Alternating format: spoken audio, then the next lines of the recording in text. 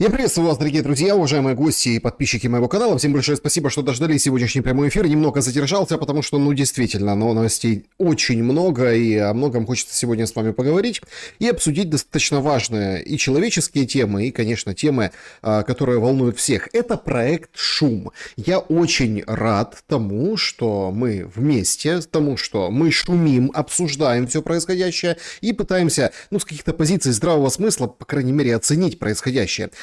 И вы знаете, получается, потому что наш шум достаточно громок. А все ради чего? Ради того, чтобы докопаться, да, так, а в каком периоде мы сейчас находимся, а кто врет, а кто привирает, а кто, собственно, тянет всех ко дну. Сразу вспомнилось, помните, самое слабое звено. На самом деле все максимально очевидно, но припорошено разного рода, такими обстоятельствами геополитической важности, амбициями разного толка. В общем, обо всем сегодня будем говорить. Все, как всегда, начинается в шуме с нашей любимой игры в города. Пишите, кто вы, откуда, и это просто замечательно и потрясающе, что вы уже это делаете. Вот Швейцария, Бёрн, Сочи с любовью.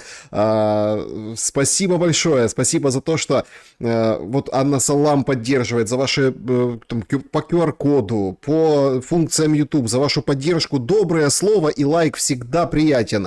Значит, добрый вечер. Киев, Ульяновск шумит, Харьков с нами, Гамбург шумит, Сахалин на связи, ого, Батеева шумит, значит, Херфорд шумит, несмотря на такое, знаете, у нас есть Херсон, а там Херфорд. Значит, это Шермания. Да, спасибо большое, Луганск на связи. Чернигов. Правила игры в города очень простые. Называю какой-то населенный пункт или какую-то территорию. Нравится, ставьте лайк. В общем, смысл этой игры, собственно, в том, проиграть невозможно, что называется. Алматы в шуме. Тернопиль, Санкт-Петербург, Рига, Бердянск. Вот нравится вот Алекслав, да, вот здесь вот пишет диван. Я, мол, я с дивана, и это замечательно. Спасибо большое. В Измаил лайк, обязательно. Минск, Беларусь шумит. Эйвалек шумит. Москва, город-герой, Красноярск, Сергей. Гамбург, Карелия, Химки, значит, Пхеньян тоже шумит. Ох, Пхеньян, конечно, будет шуметь. Чернигов на связи, и это здорово, что есть возможность смотреть в прямом эфире шум в Чернигове, потому что сложно там все со светом и с электричеством. Старый Оскол тоже. Спасибо большое. Волгоград.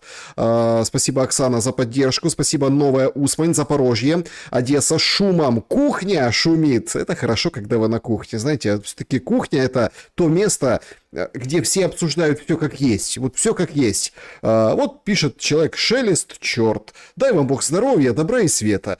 За то, что это пишете. Вообще, что вы пишете, да, это означает, что у вас есть клавиатура, телефон, и это так прекрасно. Литва, Харьков, Красный Луч на связи.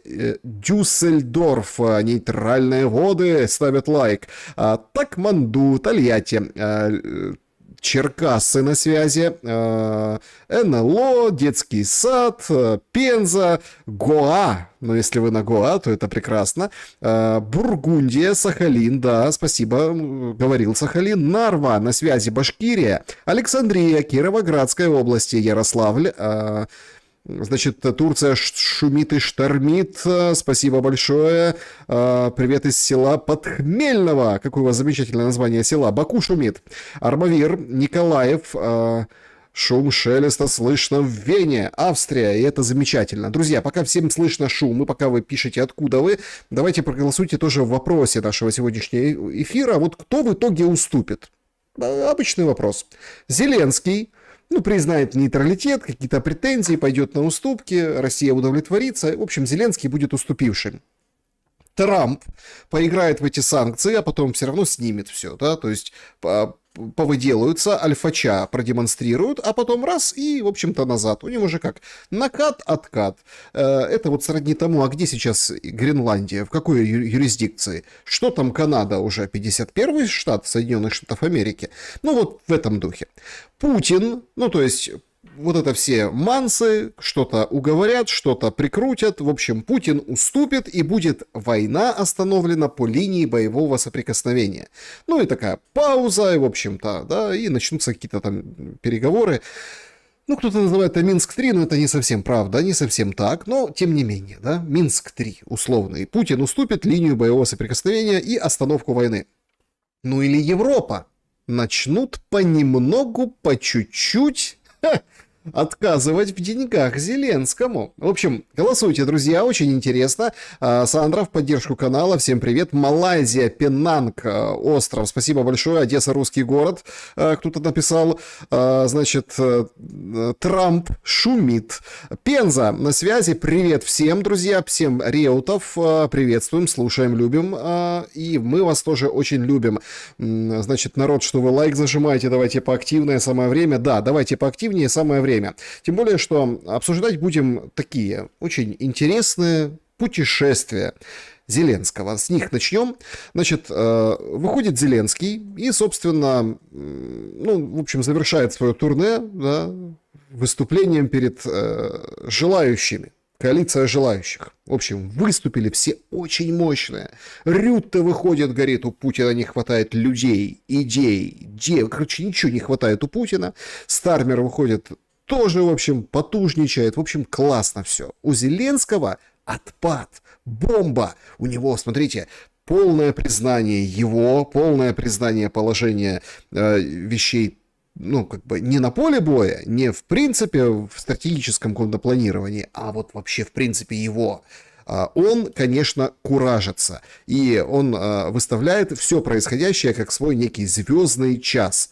Значит, Зеленский публикует встречу с королем. Причем это третья встреча за год. Многие лидеры, многие вообще в принципе политики не представляют. Вот монарху делать нечего. 3 раза в год вот встречается с Зеленским. У монарха была встреча в Ватикане, тоже достаточно интересная, специфическая. Многие вот уже говорят, что это просто не случайно. И эта встреча, она, конечно, пафосная. Смотрите, Зеленский смотрит на гвардейцев, рука у сердца, разговаривают. Зеленский все делает по протоколу, все рядышком идет, не убегает, как Трамп в свое время. Пишет, что встретился с королем Великой Британии Чарльзом III.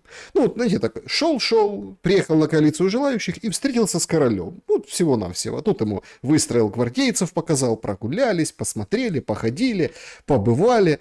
Спасибо его величеству и всему Соединенному Королевству за непоколебимую поддержку нашего народа, сильные публичные призывы поддержки Украины и достижения мира для нашей страны. То есть, вы поняли, Зеленский, как бы, он вошел в раж. Он уже благодарит Карла за мир. Карла Третьего. 3 раза в году встретились за мир для нашей страны. Спасибо тебе, Карл. В общем, такая достаточно своеобразная встреча, и многие говорят, что вот монархия решает, что будет дальше. Но все-таки гораздо более пафосно и ярко выглядела его встреча со Стармером. Стармер приехал, значит, Зеленский к нему, и тот его вышел и, внимание, опять обнял. А Стармер же не тактильный человек, вы помните? Он встречает и обнимает. Обнимашки Стармера. Ох, как они обнимаются. Вот они уже внутри, общаются, поднимаются по лестнице. Ну, в общем, Стармер в этом маке, да, символизирующем пулю, пробитую кровь, кровящуюся от пулевой раны, мол, никогда снова, вот это все, то есть пропитано пафосом. Зеленский сидит, слушает Стармера. В общем, мир. Приехал за миром. И что он, в принципе, что они показывают? Это вообще нечто, друзья. Значит, они привезли, поставили на общее обозрение, в общем, дрон-перехватчик, который как бы он, в общем-то, украинский, но как бы вот он по британским моделям. Вот смотрите, какой замечательный дрон. Он все цели собьет. Все герани, все дроны, которые запускаются по Украине. И он как бы, понимаете, тут тоже такой цирк, он как бы представил Стармеру дрон. И, мол, давайте у вас вот эти дроны-перехватчики для Украины, ну, понятное дело, для Великой Британии разрабатывать, потому что украинскую, собственно, всю производственную базу выбивают. Да, мы можем тысячи. А вот это меня убило. Вот эти кадры, друзья, я, если честно, в шоке. Значит, среди всего прочего, то есть пафосная встреча с королем, показал вот эту, скажем так, летающую ерундовину Стармеру, говорит, будем у вас производить. Да, конечно, контракты на 1000 в месяц. А потом выстроили там у них на Даунинг-стрит, выстроили украинцев с флагами боевых частей, детьми. Все, собственно, благодарят Зеленского.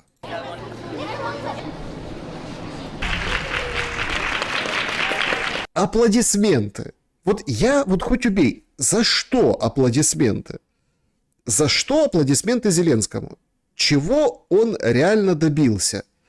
Он, ну, такое ощущение, что они уже там заранее репетировали, как отпраздновать мир и достижение мира и победу Украины. Смотрите, у всех счастливые лица, у всех все хорошо. Героям славы обязательно.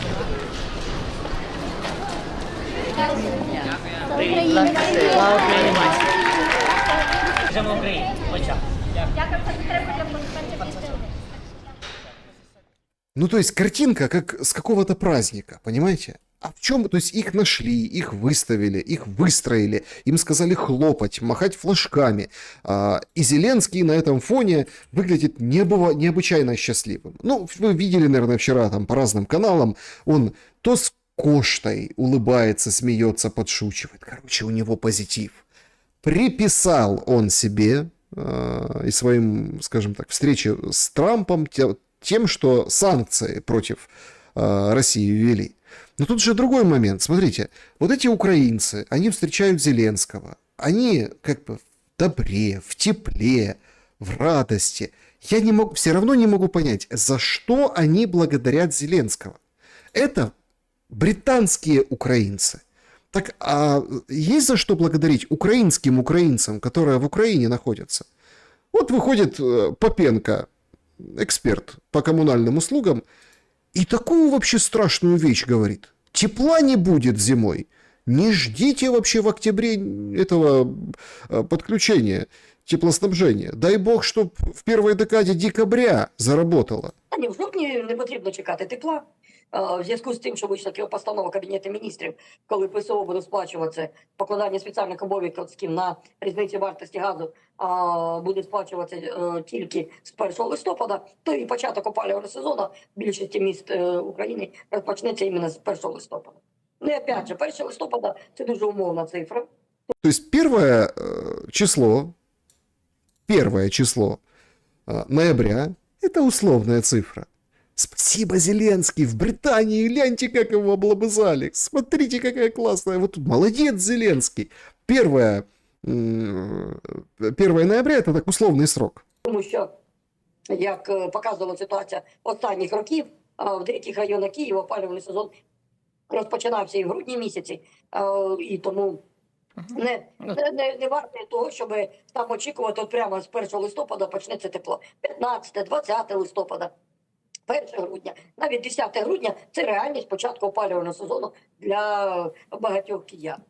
То есть Киев, столица, он же London of the capital of Great Britain, а вот у него в столице 15-20 ноября, ну может 1 число декабря, это реальность, суровая реальность подключения тепла. А чи буде взагалі Київ з опаленням? Оце питання. Так, це питання підготовки Києва до опалювального сезону. І тут потрібно звернути увагу на забезпечення альтернативними системами живлення багатоквартирних будинків, які вище 5-го поверху. Тому що у випадку відключення електроенергії потрібне живлення насосних груп, які будуть подавати тепло на верхні поверхи. І от тут, я вам скажу, величезна проблема. Тому що в Києві наставили цих сонячних станцій через програму 70/30, замість того, щоб дійсно потурбуватись про те, щоб в будинках вище 5-го поверху всюди стояли елементи живлення, які будуть подавати електроенергію, і насоси будуть працювати при навіть довгострокових. То есть, смотрите, пока Зеленского, ну там, привечают и Зеленскому аплодируют в Лондоне, в Киеве есть проблема. Нужны насосы, чтобы гнали в многоэтажке вот эту теплую воду, да, по батареям. И вообще, в принципе, вот насосные группы нужны на многоэтажке. Никто этого не занимается, никто особо не устанавливает, потому что выше 5-го этажа, ну, просто не докачает. А люди там на 20-х живут, там, ну, нормально. То есть, понимаете, в чем дело? Спасибо тебе, Зеленский, за вот это, конечно, спасибо. Мне вот интересно, также, наверное, благодарили бы Зеленского, если бы он поехал не в Лондон, а вот, например, в Чернигов. Вот у нас есть зритель с Чернигова, писал в «Игре в города». Чернигов. Вот репортаж. Не было 5 дней света. Вже все надоїло. Я у 22-му році працювала 38 днів усю війну, але в нас була надія на що. А тепер надії нема. Кожний день прильоти, кожний день шахеди по проспекту літають, наче тролейбуси ходять. Значит, женщины надежды нет. Понимаете? Нет надежды. Шахеды, ну, это имеется в виду дроны, да, вот эти, они летают как троллейбусы по проспектам. Спасибо, Зеленский. Дити телефон та павербанк до пункту незламності у мікрорайоні Масани прийшла місцева жителька Любов. Каже, вдома немає електрики з вечора 20 жовтня. І води немає, це я живу на 1-му поверсі, ще в мене якась є вода там. А коли люди живуть 8-й, 9-й, з 5-го поверху вже води немає. Речниця головного управління ДСНС в області Ніна Луценко каже, наплив людей до пунктів незламності у Чернігові розпочався з 6 ранку. Від ДСНС 11 стаціонарних пунктів незламності на базі підрозділів ДСНС та 6 мобільних пунктів. Дуже багато людей надходить до пунктів незламності, стоять у чергах для того, щоб можна було зарядити свої мобільні телефони. То есть, зарядить свой мобильный телефон, пауэрбанк.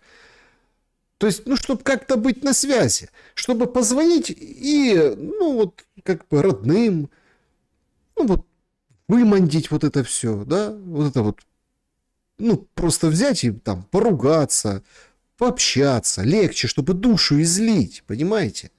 Ну это же просто какой-то ужас. А Зеленскому аплодисменты, улыбки. Он там, он в Британии. Там, где квартирка, там, где интересы, там, где счета у главы его офиса. Все там. И у него там хорошо. Там хорошо. А в Чернигове что не особо. Ну, сегодня Свириденко четко отчиталась. Чернигов со светом. Ура, товарищи, ура. Чернигов подключили. Но 5 дней. Вот эта женщина, она с 1-го этажа. А те, которые выше. Насосов нет в Киеве, не то что в Чернигове. Но Зеленский отработал, конечно, на ура. Вот что по итогам сегодняшних встреч. Он же там коалиция желающих, Рюты, все сидели, думали, как помочь Украине. Обращение у него сегодня особенное.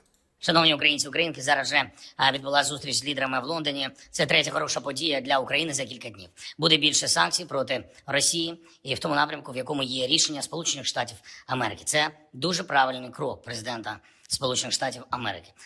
Правильно, Трамп, красавчик, молодец, спасибо. Молодец. Будет больше санкций против России. 3-й хороший день. То есть у людей 5 дней нет света. Они думают, как вообще зима сейчас настанет, влупят мороза. Как выжить. Нормально. Все хорошо. Санкции против России. Санкції проти 2 російських нафтових компаній. Вони експортують багато нафти. Сьогодні всі, абсолютно всі учасники коаліції охочих погодились, що саме так треба тиснути і надалі на російську нафту. Нужно давить на российскую нефть. Вот будем давить на российскую нефть, и все будет хорошо. Вот это вот я понимаю. На нафтові компанії Росії, на термінали, на флот російських танкерів та на всю інфраструктуру агресора. Ми сьогодні погодили рішення, які можуть нам сильно допомогти. Поки що публічно ми не будемо говорити всі деталі, щоб Путіну було складніше. Это какая-то загадка. Значит, мы обсудили, но деталей не скажем, чтобы Путину было сложнее, чтобы он ходил и мучился. Что ж там они, коалиции желающих, там обсудили? Что ж там такого страшного? Мучайся, Путин, мучайся.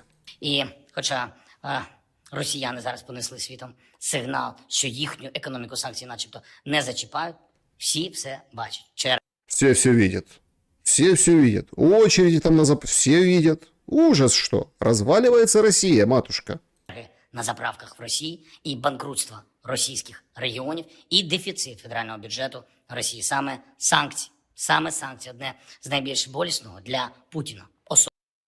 Не надо сравнивать с дефицитом украинского бюджета, не надо сравнивать сегодня исторический же день, да, доллар 42 перевалил официально, это в январе было, да, вот скачок, а сейчас, ну, все понимают, да. Особисто для нього. Друге, є дуже важливі домовленості по фінансам для України. Є політична готовність Європи направити заморожені російські активи на повноцінну підтримку України, українців. І вчора на Єврораді ухвалено політичне рішення, чіткий формат використання активів. І цей формат є. Зараз ми в Європі домовились, що до кінця року має бути реалізація цього формату. Загалом в Європі такий, що ми розуміємо, на наступний рік фінансування для України, для наших людей буде забезпечено. Третє. То есть, смотрите, украинцы, я тут вот, смотрите, на телефон ходил, там вот закончили, все, видите, там флаги сзади, вот я трясущейся камерой вам говорю, что все, смотрите, есть деньги на следующий год будут. Не верьте Эль-Паису, который пишет, что денег до апреля, а дальше непонятно за что существовать Украине. Деньги есть, деньги не проблема. Все возьмем из замороженных российских активов. Все, що стосується зброї, все, що стосується протиповітряної оборони, позицій наших на фронті. Вже є нові пакети від наших партнерів. Також наше розуміння далекобійності знаходить все більше прихильників. Сторонники? Еще бы сказал, шанувальников, почитателей. То есть, да, слушайте, мы сторонники вашей далекобойности. Дальнобой. Речь идет о его, скажем так, предложениях. Ну, Трамп не дает ракеты. Говорит, не-не-не, ребята, никаких ракет. Так есть же томагавки у британцев, есть же томагавки там у европейцев, есть другие ракеты. Можно же их использовать для дальнобоя. І, значить, буде більше наших влучних, далекобійних санкцій прямої дії проти російської машини війни. Це працює за тисячі кілометрів. І ще дуже хочу подякувати кожному, хто підтримує нас в питанні про протиповітряну оборону, про системи. Ми працюємо з країнами заради більшої кількості патріотів і ракет до них. Також сьогодні вже є рішення Італії, вони готують пакет на підтримку нашої енергетики. Дякуємо. Є рішення Норвегії щодо фінансування закупівлі газу. Дуже дякуємо. Є у нас хороші домовленості з іншими країнами, нашими партнерами в Європі. Ой, кто дверью хлопнул, слушайте. Уборщица, наверное, пришла. Кто тут? Вы заблудились? Мальчик? Команди зараз працюють над реалізацією, і ми будемо працювати щодо Ушла. енергетики вже з новим урядом Японії. І сьогодні нова прем'єр-міністр Японії взяла участь в зустрічі коаліції охочих. Ми розраховуємо, що кожен з учасників Великої Сімки від Америки і Канади до Японії продовжить свої кроки, щоб підтримати нас, підтримати Україну, підтримати наших людей. Звісно, Швеція – нова і найбільша домовленість для нашої бойової авіації. Ми працюємо заради флоту Гріпенів, класних бойових літаків. Ми підписали перший документ, і ми розраховуємо на 150 літаків. Це довгострокова гарантія безпеки для сильної та сучасної, незалежної України. Це історичний крок. Дякуємо всім, хто нам допомагає. Слава Україні! Ну так вот. Ну потужно же. Вообще великолепно. Если разбираться в деталях, ну это тоже как-то не... Гриппены 150, ничего себе. А насколько? Через 3 года первая партия. Это, конечно, долгосрочная гарантия для Украины. Что-то эти Гриппены какие-то дешевые, там не особо с авионикой. Ну ничего страшного, нормально. 150 Гриппенов, шведы, молодцы. Плюс еще дали деньжат подбросили на отопительный сезон. 150 миллионов, тоже хорошо. Смотрите, все складывается. Не верьте тем, кто говорит, что все плохо. Не верьте. Это неправда. Это все вранье. Ну, а по поводу санкций, да, ну, смотрите. Это, конечно, все хорошо и прекрасно по поводу санкций. Однако, тут выходит ну, он всегда комментирует ситуацию с топливом, это группа А-95, Сергей Куюн. И говорит, что-то как-то вот немножко санкции как-то перешли дорогу Украине. Вот как-то так складывается, что, ну так, санкции это хорошо, ну а где Украина будет брать горючку? Крім того, поки що не зрозуміло, як по нам на нас можуть вплинути санкції, оскільки, наприклад, той же Лукойл, Роснафта є постачальниками угорського та словацького нафтопереробних заводів. Боже, это же журналистка как-то так это... В смысле? Вот это новость! Роснефть, Лукойл, словацкого и венгерского нефтеперегонного являются поставщиками. Вот это да! І, відповідно, якщо у них з'являються проблеми, то, відповідно, ми не зможемо, ми постачаємо звідти пальне, тобто нам буде проблематично його там купити. Угу. Сергей Куюн. В смысле? То есть санкции вводит Трамп против Лукойла и Роснефти, а Украина, у нее проблемы. Да ладно. Оскільки буде зниження виробництва і так далі. Тобто ринок, він дуже пов'язаний і, відповідно, ще до кінця ніхто не розуміє, як це, звідки може прилетіти. Да? Тобто, наприклад, от є в Болгарії інтереси там Лукойла. От зараз там, наприклад, він звідти піде. Начебто ми з Болгарії не купуємо нічого, але Болгарія буде відтягувати ресурси з тих ринків і виробників, де ми купуємо. А тоже, да? Болгария возьмет, уйдет Лукойл и говорит, нам тоже продайте, чего? И будет перетягивать одеяло на себя, представляете? А Болгария член ЕС, а Украина не член. Что, Болгарии не ездить на машинах, что ли? Не заправляться ничем? Представляете, какую Америку открывает эксперт по топливу и энергетике? Тобто ми почнемо з ними конкурувати, і як там, на чию користь воно повернеться, ну поки що важко сказати. Тобто, я думаю, що, ну, в принципі, нам вже боятися нема чого після того, що ми пережили. Вот это, кстати, очень классный нарратив. Смотрите, что бы ни произошло, нам бояться нечего. Ничего страшного, ну вернутся очереди на заправках, ну немножко там с логистикой, ну понятно, что цены немножко будут дороже. Не бойтесь, бояться нечего. Мы уже столько пережили. 22-го року, але от така тимчасова якась турбулентність, ну вона може бути. Я не вірю, що там будуть якийсь дефіцит там, або злет цін, але може бути такий короткостроковий, скажімо так, ресурсний дискомфорт, який споживач кінцевий не відчує, це скоріше йдеться про там учасників ринку. І потрібен просто час для того, щоб побудувати нові шляхи постачання. Це йдеться знову-таки про пару-тройку тижнів. Тобто... 2-3 недели. Ну там, может, пару-тройку, ну, может, 6 недель. И все будет хорошо, не переживайте. Болгары там свое оттянут. На вас, автомобилисты, это никак не скажется. Это вот там поставщики, вот это все. Но то, что, подождите, санкции ударят по Украине, ударят, но не сильно. Мы большее пережили. Конечно. Если разбираться дальше, ну, по поводу, не только по поводу санкций, а вот, например, вспоминал Зеленский Санаэ Такаити, пример Японии. Она поучаствовала в коалиции желающих. Молодец. Но главная новость сегодняшнего дня, что именно вот эта первая премьер женщина Японии, именно эта Санаэ Такаити, хочет подписать мирный договор с Россией. С Россией. Исторический мирный договор. У России и Японии нет этого договора, там по итогам Второй мировой, там, скажем так, японский фронт, все дела, то есть Курилы и так далее, там спорные острова. Это все так и в подвешенном состоянии есть. Но это историческая история. Это очень важная история. Японцы хотят мирный договор подписать. Вы спросите, зачем им с Россией мирный договор? У них же изоляции, у них же санкции, нефть опять-таки вот эта вся. Да потому что она не хочет конфликтов. Она хочет зафиксировать историю, спорные моменты и понять, что воевать Япония и Россия не будет, исключить этот момент. Это принципиально важно, потому что все напряжение в ближайшие годы перенесется именно туда, на Индотихоокеанский регион. Именно туда едет Трамп. Именно там, собственно, встретится с Си Цзиньпином и, может быть, даже с Ким Чен Ыном, союзником Путина.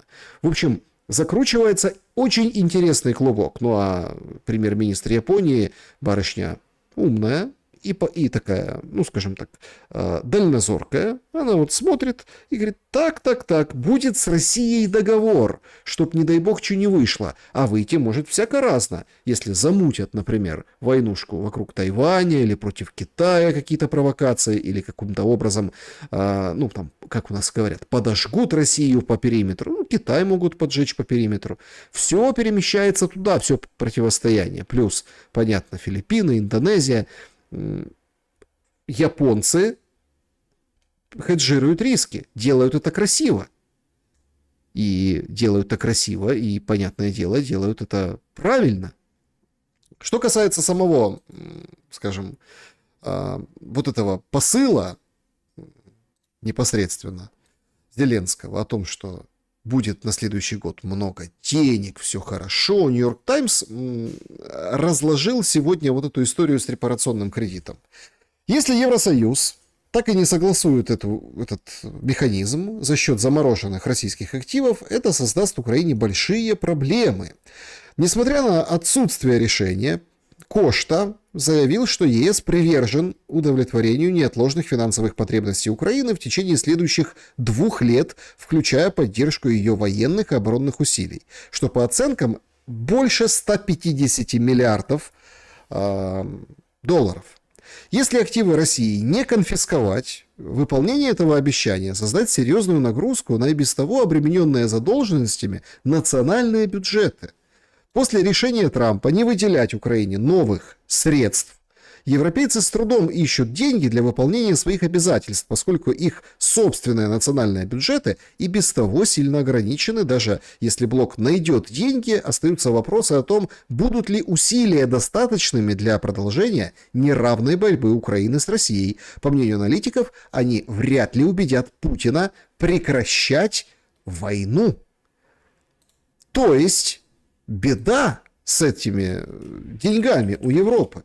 Денег нет, но вы держитесь. Поэтому влазить в российские активы, скорее всего, придется. Зеленский встретился с Мелани, премьером Италии. Вокруг Мелани сейчас катастрофический скандал. Ну как скандал? Интрига, ожидание. Одни говорят, будет скидываться Италия на покупку оружия в этот пурл для Украины, да, у американцев. Другие говорят, нет, они там помогают в других секторах, да, там энергетика, еще чего-то. Ну, там помогут по-другому, но не оружием, потому что Мелани хочет сыграть свою игру. Мелани не хочет тратить деньги на Украину.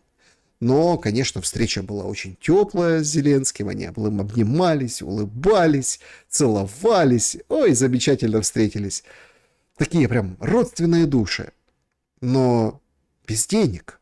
И проблемы колоссальные у Европейского Союза, то есть фактически мы приходим к тому, что забрать активы у России – это единственно возможная история, чтобы продолжить войну в Украине, потому что национальные бюджеты взвоют. Но вы думаете, что? Не выделят? Конечно, выделят. Пускай воют. Знаете почему? Потому что Украина важная. Выходит экс-министр иностранных дел Украины времен Порошенко Климкин и объясняет, что вот пока Украина не воевала, ну, Украина и Украина. А от як воюють, так прям важне стало. І в цьому світі ми як Україна, ми насправді не є для багатьох гравців дуже важливими. Але ми стали суперважливими через війну. Ми фактично є оціма дверима невідомо куди. О, мы стали важными благодаря войне. Мы стали дверью неизвестно куда. И смотрите, раз сразу загадочное лицо сделал. Дверь неизвестно куда. Украина! Слушайте, душу и тело мы положим за то, чтобы в эту дверь заглянули. Угу. І всі дивляться, так заглядають і кажуть, і що далі? Там в цьому світі майбутнє. А двері тільки от так от. Угу. І вони нічого не бачать. То есть еще и дверь какая-то корявая. Мало того, что Украина дверь, так еще и корявая. Все так заглядывают и ничего не видят. І тому ми насправді через цю логіку дуже-дуже важливі. Ніхто не, навколо нас відбувається щось, що багато в чому визначить чи не визначить. Визначати майбутнє. Так? Там этот его собеседник подсказывают, определяет будущее.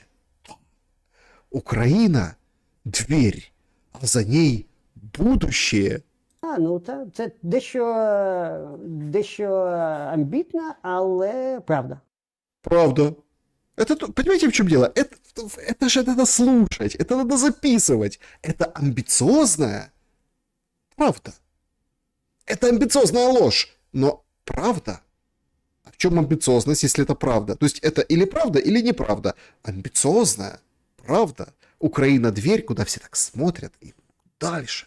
Давай. Лезай в российские активы, добивай всю систему. Бельгия мечется. Один день говорит, да ладно, там как-то можно. Другой день, ой, нет, нельзя, мы против. Третий день, ну хорошо, там механизм как-то, проценты от российских активов. Потом нет, все-таки нельзя забирать. И вот это вот мечется. Почему Бельгия? Потому что все ляжет на национальные бюджеты. Все ляжет на Бельгию. У них просто самый большой объем этих российских активов. Но Украина настолько важна, что вот без войны вообще бы не было Украины. По поводу санкций. Так случилось, что сегодня в США отправился спецпредставитель Путина Дмитриев. Значит, интереснейший момент. Украинские аналитики доморощенные, разного рода толкователи происходящего, говорят, гляньте, как Путин испугался. А? Сразу засуетился. Отправил, вот сам говорит, что вчера там, да, говорит, нет, не повлияет экономически. Трамп еще там говорит, полгода и посмотрим. Говорит, ну как, надо бежать договариваться, надо на поклон лететь. Украинские аналитики говорят, что это как бы вынужденная мера, и в спешном порядке отправили Дмитриева в США кланяться. Там с Виткофом вроде встреча, может, к прессе они выйдут, там другие встречи.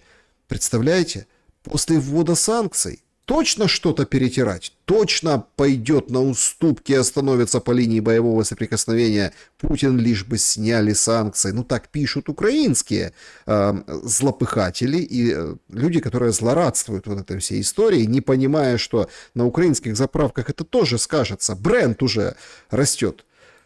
Но Дмитриев как бы всех немножко урезонил, говорит, не-не-не, ребята, у меня командировка запланирована давно. Нахожусь в Соединенных Штатах по приглашению американской стороны. Эта поездка была давно запланирована и не отменена американской стороной, несмотря на ряд тех недружественных действий, которые американская сторона недавно предприняла.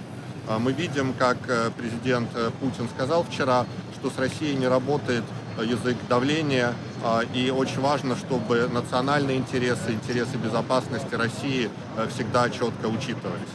Поэтому потенциал экономического сотрудничества с Россией сохраняется, но только в случае уважительного отношения к интересам России.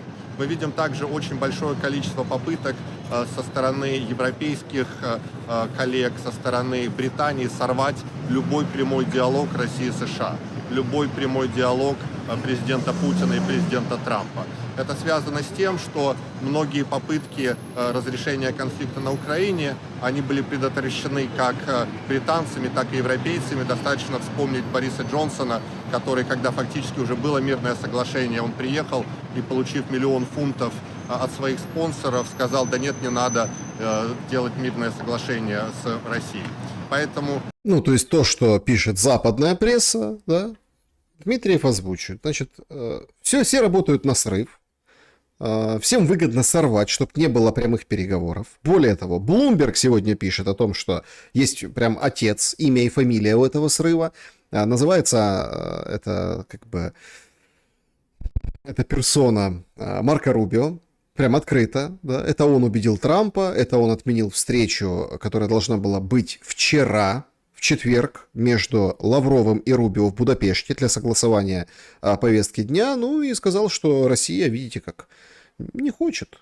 Все, а Трамп давай вводить санкции и так далее. То есть это проделки Рубио, сегодня официально написал Bloomberg. Эти попытки тех людей, которые хотят продлить украинский конфликт, связаны с тем, что экономика в Британии плачевна, экономика Евросоюза плачевна, и им важно создавать образ России как образ врага. Поэтому мы продолжим обсуждение с американской стороной, продолжим диалог с американской стороной, четко донося позицию России. А позиция России заключается в том, что национальные интересы России необходимо уважать, что те санкции, недружественные меры, они абсолютно никак не повлияют на экономику России, а они просто приведут к ростам цен на автозаправках в США, потому что, соответственно, цены на нефтяных рынках уже выросли и будут расти дальше. Поэтому позиции Байдена, вот ложные нарративы Байдена, которую пытаются навязать администрации Трампа, мы видели, что они не сработали никогда. И будем до американских коллег доносить, что нельзя становиться Байденами, нельзя следовать ложным, абсолютно неправильным подходам, провальным Байдена и его администрации. Значит, это заявление о Байдене, это ведь на самом деле на мозоль Трампу. А тому, что у Трампа сравнение с Байденом, ох, как триггерит. Он же говорит, постоянно его вспоминает, я не Байден. Вот при Байдене, а при мне, а при Байдене, а при мне. Дмитриев выходит и, ну, скажем так, и публичную, и непубличную коммуникацию проводит от российской стороны. Что там может быть по Украине? Какие договоренности? Я думаю, что выход на мирное соглашение. Почему я так думаю? Потому что, ну, то есть, Витакер, представитель США в НАТО в Европе, говорит, давить надо, ну, Трамп пытается давить на обе стороны. Вот смотрите, санкции ввел, полгода пошутил, как бы через полгода посмотрим. Получается, что полгода еще санкции другие вводить не будет. То есть все, полгода, пожалуйста. Но как будет давить на Зеленского? Вы же видите, все как бы в шоколаде у Зеленского. Экономическая засада у Европы, у Британии. Дмитриев, о чем ты? Смотрите, как все хорошо. Денег, правда, надо где-то вытрясти, поэтому будут использовать активы российские, замороженные, те, которые. Ну, тут вопрос.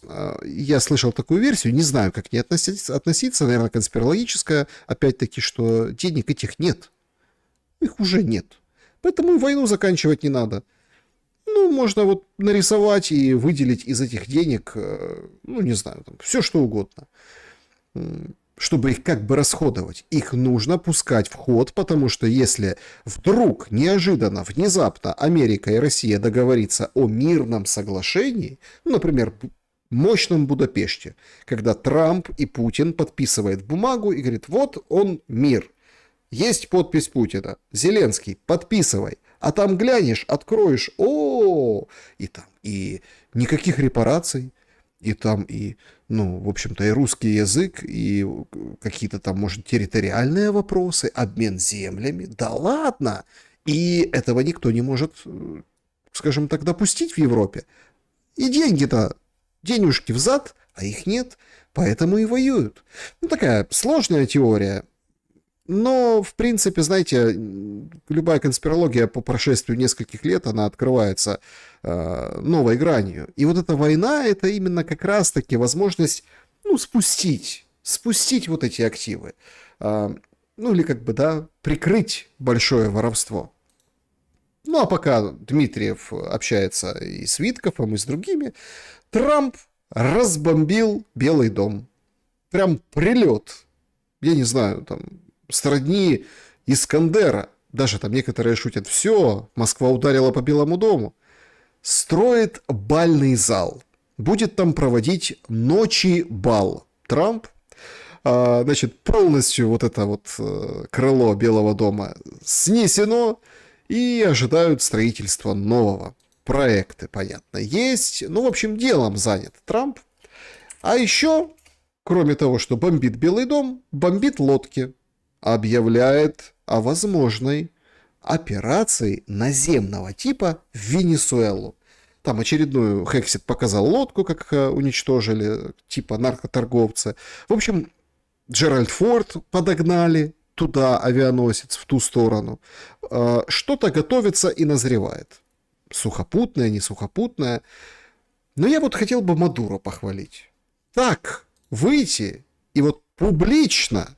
громко, несколько раз призвать Трампа к миру, чтобы тот остановился. Помните Януковича? Остановитесь. Это надо уметь. Not war, not war, not war. Just peace, just peace, just peace. Нет войне, нет войне, нет войне. Только мир, только мир, только мир. Этот Just Peace. Forever, forever, forever. Навсегда. Peace forever. No crazy war. No a la guerra loca. No crazy war, no crazy war. Please, please, please. Пожалуйста, пожалуйста, пожалуйста. Не надо этой сумасшедшей войны. Yes, peace, peace forever, peace forever. Victory forever, defeats. Victory forever, defeats. Esto se llama lenguaje tarzaneado. Si se traduce al español tipo Tarzán sería no guerra, no guerra, no querer guerra, no a la guerra de los locos, no a la locura, a la guerra. Esa sería la traducción, ¿verdad? Это Трамп. Вот это вот Трамп. Вот это на съезде выходит вот это. Кто-то скажет позорище. Ну вот, да, объективно так, комедия какая-то. Но это очень важный публичный политический шаг. То есть японка, премьер-министр, важный политический шаг. Вот сейчас здесь важный политический шаг. Пока там как бы готовится к прыжку Дональд, да, в Венесуэле, этот кричит: мир давай, нет войне. А сам тихонько ПВО подтягивает российские системы. Туда там самолетики летают, оружие, готовится как может. Но понятно, что не хочет этой войны. Но ты же Трамп, миротворец. Peace. Just peace, Трамп. У тебя же peace deal. Ну, типа, мирная сделка. Так давай же. Давай мир. Говорит Мадуро, когда за его голову Госдеп официально назначил 50 миллионов вознаграждения. В Украине таких тоже хватает. Своих сегодня прям разорвал информационное пространство. Давно его не было слышно. Никита Потураев. Ну, как всегда, все СМИ растиражировали, в том числе и ТСН, которая, выражая большинство контента о бусификации ТЦК, создано с помощью искусственного интеллекта. Нардеп Потураев убежден, что видео о бусификации — это ИПСО, дипфейки, созданные ИИ. Почти все ролики являются подделками, снятыми не в Украине. И вообще он дал клич общественным организациям, и те провели анализ. И представляете, выявили, что все снято на Луганск-фильме или вообще через искусственный интеллект. Ну, вряд ли Илона Маска, вряд ли вот этот чат GPT, наверное, все-таки вот этот DeepSeek, китайский искусственный интеллект рисует вот эти все видео. Сказал, как, скажем так, воду, в общем-то, испустил газы. Приветствую с тех пор, как на тебя. Да, спасибо большое за поддержку, Вега, спасибо огромное. То есть, понимаете, абсолютная чушь. И как назло, как прям прорвало, и нужно как-то затыкать эту трубу, этот прорыв. Одесса. Сестра рассказывает, как муж попал в ТЦК. Не передали ничего. Не сделали. Значит, мужчина с сотрясением мозга показывает поломанную руку. По нему видно, что он далеко не здоров. Там на фоне голоса общаются. Он вышел, как бы, так сказать. Ему передали телефон, одежду. Ну, как бы забрали в армию. Жена Нет, ничего у него нет. Помощь ему не оказывают. Рука опухла, стала как нога слона. Выплачивали за потраченное здоровье. Нахожусь я в ТЦК Суворовском. Привезли, мне оказали первую медицинскую помощь. Ничего не сделали. Сижу тут, рука поломана. Все. Ну и все. Что дальше? Как связаться? Чего? Поломанная рука. Ну, нормально. Сходил, медкомиссию прошел, военную часть записался. Конечно, тут может и рука быть поломана, и ребра. От Черкасы. фантастическая история. Прям как в кино снимают. Смотрите. Значит, человек выбегает из подъезда. Тут справа, видите, уже там кого-то проверяют, ТЦКшники. А он понимает, что у него нет документов и бежит к своей машине. Смотрите, быстро-быстро.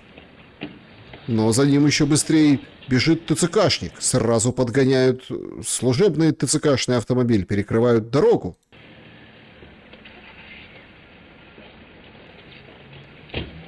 Вот еще один. Смотрите, у них там их много. Там полицейские, 2 ТЦКшника. Здесь еще они его перекрыли дорогу. Все. Боевик американский прям. Тот пытается сдать назад, не открывает двери, они ему стучат, говорят стоять, перекрывают тоже ему движение, бросаются на капот. Ну и тот взял и уехал. Удалось каким-то чудом проскочить. Удалось. Получилось. Искусственный интеллект нарисовал, видимо, с камеры наблюдения подъезда. То есть, смотрите, человек идет, ему надо ехать. Ну, видимо, человеку на работу, да? Он понимает, что нет документов. Ему надо на жизнь зарабатывать. Он опоздает. Он быстро-быстро шмык в машину и валит. Они там побили ему, понятное дело, капот. Ну, капот не важно. Уехал, убежал. Фух, выдохнул. Еще один. Ну, это, наверное, где-то сквер в Луганске, наверное, где-то. Или где? В Донецке, скорее всего. На оккупированных территориях украинских точно. Мелитополь, во. Смотрите. Луцк на самом деле. Боже, тікайте, тікайте.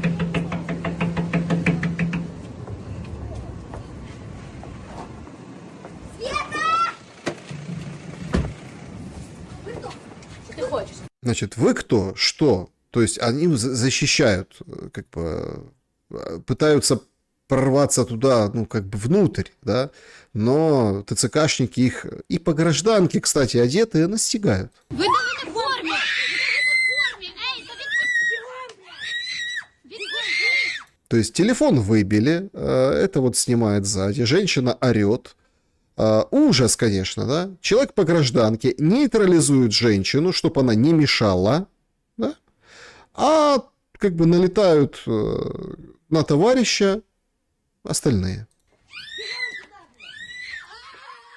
Ну, крики, конечно, жуткие.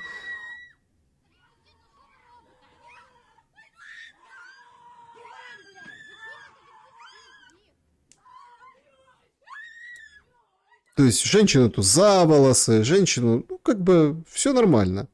То есть, абсолютно. Абсолютно для них это в порядке вещей.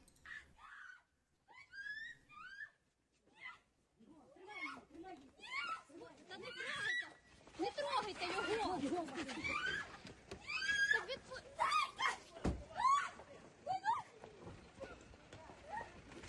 Ну, то есть она вырвалась, побежала туда внутрь. И вот они поехали. Какие-то мужики буцнули дальше, побежали следом. И женщина оказалась в бусе. Вот так вот. Нормальная бусификация. Дівчину в машину теж? Девчина тоже в машину. Ничего страшного, высадят. То есть там мужики пытались отбить силовые вещи, затянули и вперед. Ну, видимо, там дальше крики, видимо, высадили. Луцк. Волынская область. Областной центр. А под Луцком еще один сгенерированный искусственным интеллектом. Но тут уже конкретный паренек рассказывает. Один бус. Друга машина. Другий бус поїхав туди зверху. Приватна територія. Як так можна робити? Я не знаю. Не дають нормально поробити навіть. Пацаны-строители. Значит, там участки, они строят там домики. Ну, дома строят. Коттеджики, домики. Вот. И говорит, облава. Раз, там бус, там бус. Бус зараз зверху десь під'їде. Вже ж заїжджали до нас сюди. У мене є відео. Вже виїхали. Було то понаношують сюди. Опа. Другий бусик. Двері відкриті зразу. То есть подъезжает с открытыми дверями. Ну, чтобы не тратить время, открыть, закрыть, уже с открытыми. Раз, кого-то хлоп, и потянули, повезли. Опа. Опчик. Ну як так? Ну, я не... В чужий двір заїжджають. Ну, типу, вже 2 участка зразу забирають. Другий там. Ну, вот так, в чужой двор. Прийняли закон. Бодікамери. Что? Боди-камеры? Боди — это тело. Камера — это, видимо, не для съемки. Это вот там, куда попал этот одесский мужик с поломанной рукой. Можна заїжджати на частну територію. Бодікамер немає. На частну територію ТЦК заїхало одне, друге, з відкритими дверима зразу під'їхало, заїхало до нас на участок, понаносило болото, потім люди будуть жалуватись, чого болото. Я не розумію, на що лізти до нас, як це частна територія, якщо не можна. Далі бодікамер теж нема. Отака то історія. Ну, такая история. Чё к вам лезть? Ну, потому что надо проверить. А вдруг вам там больше, чем 25 лет? Оп.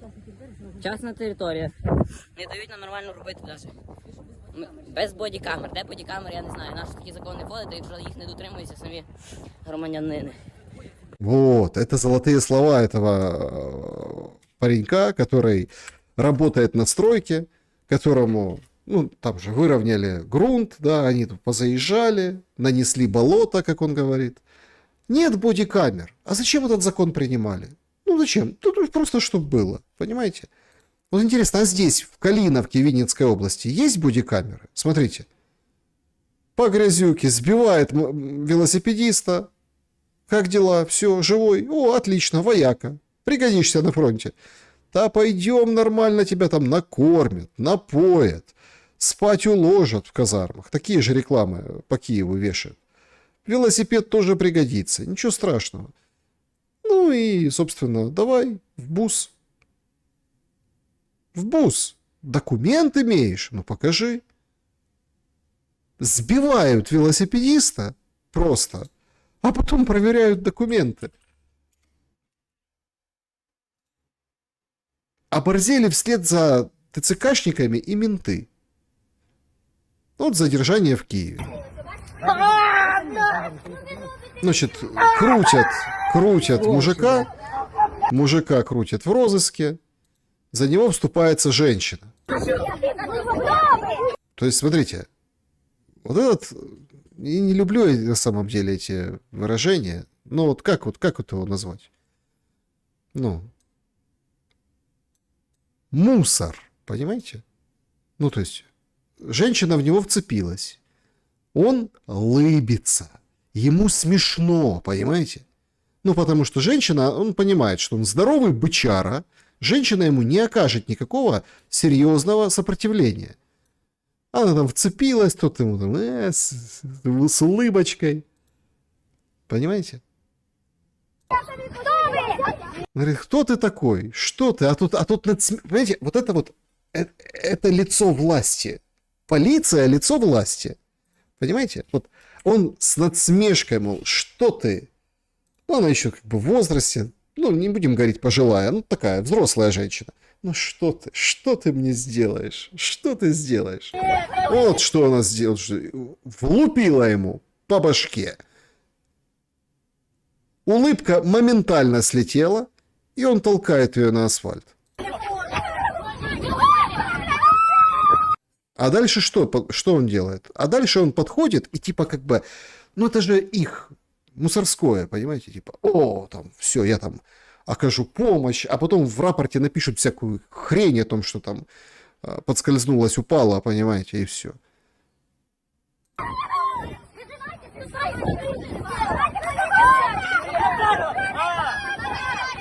Ну, в общем, нашелся хоть один нормальный мужик, хоть его смыкнул, этого негодяя и подонка,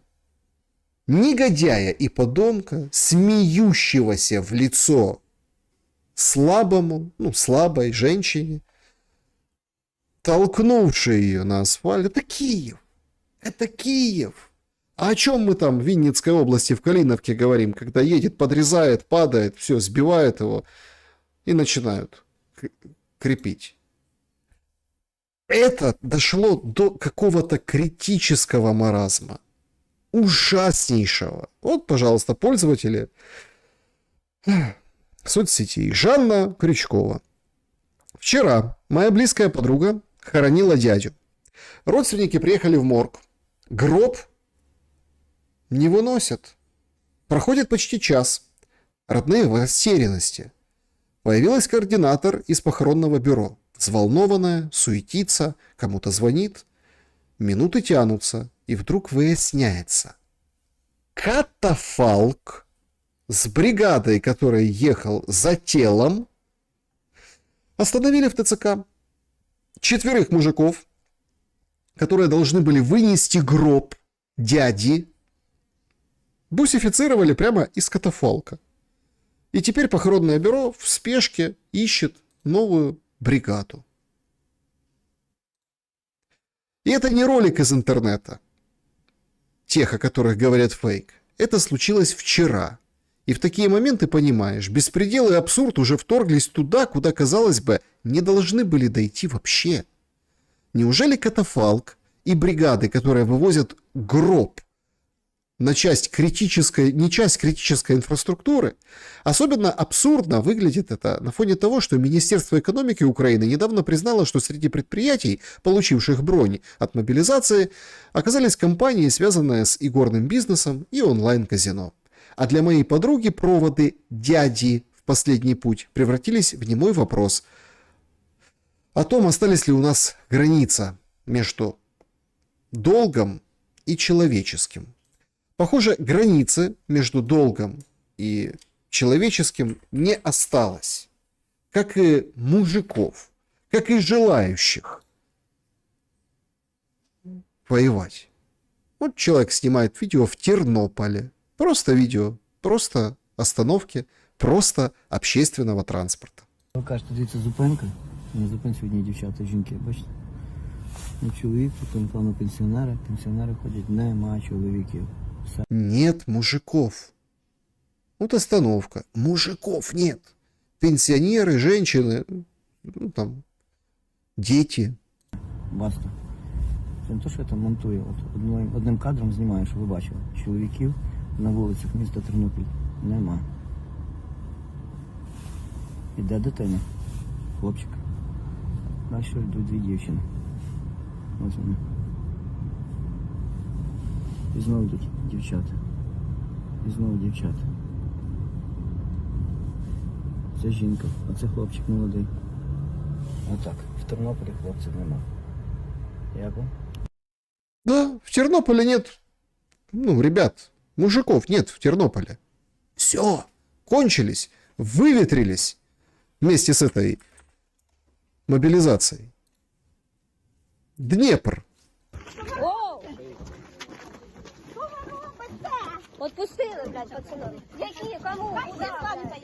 Значит, женщины, их много, там была одна женщина, ее можно и толкнуть, они вот как бы вступились, вцепились и не пускают, пытаются отбить.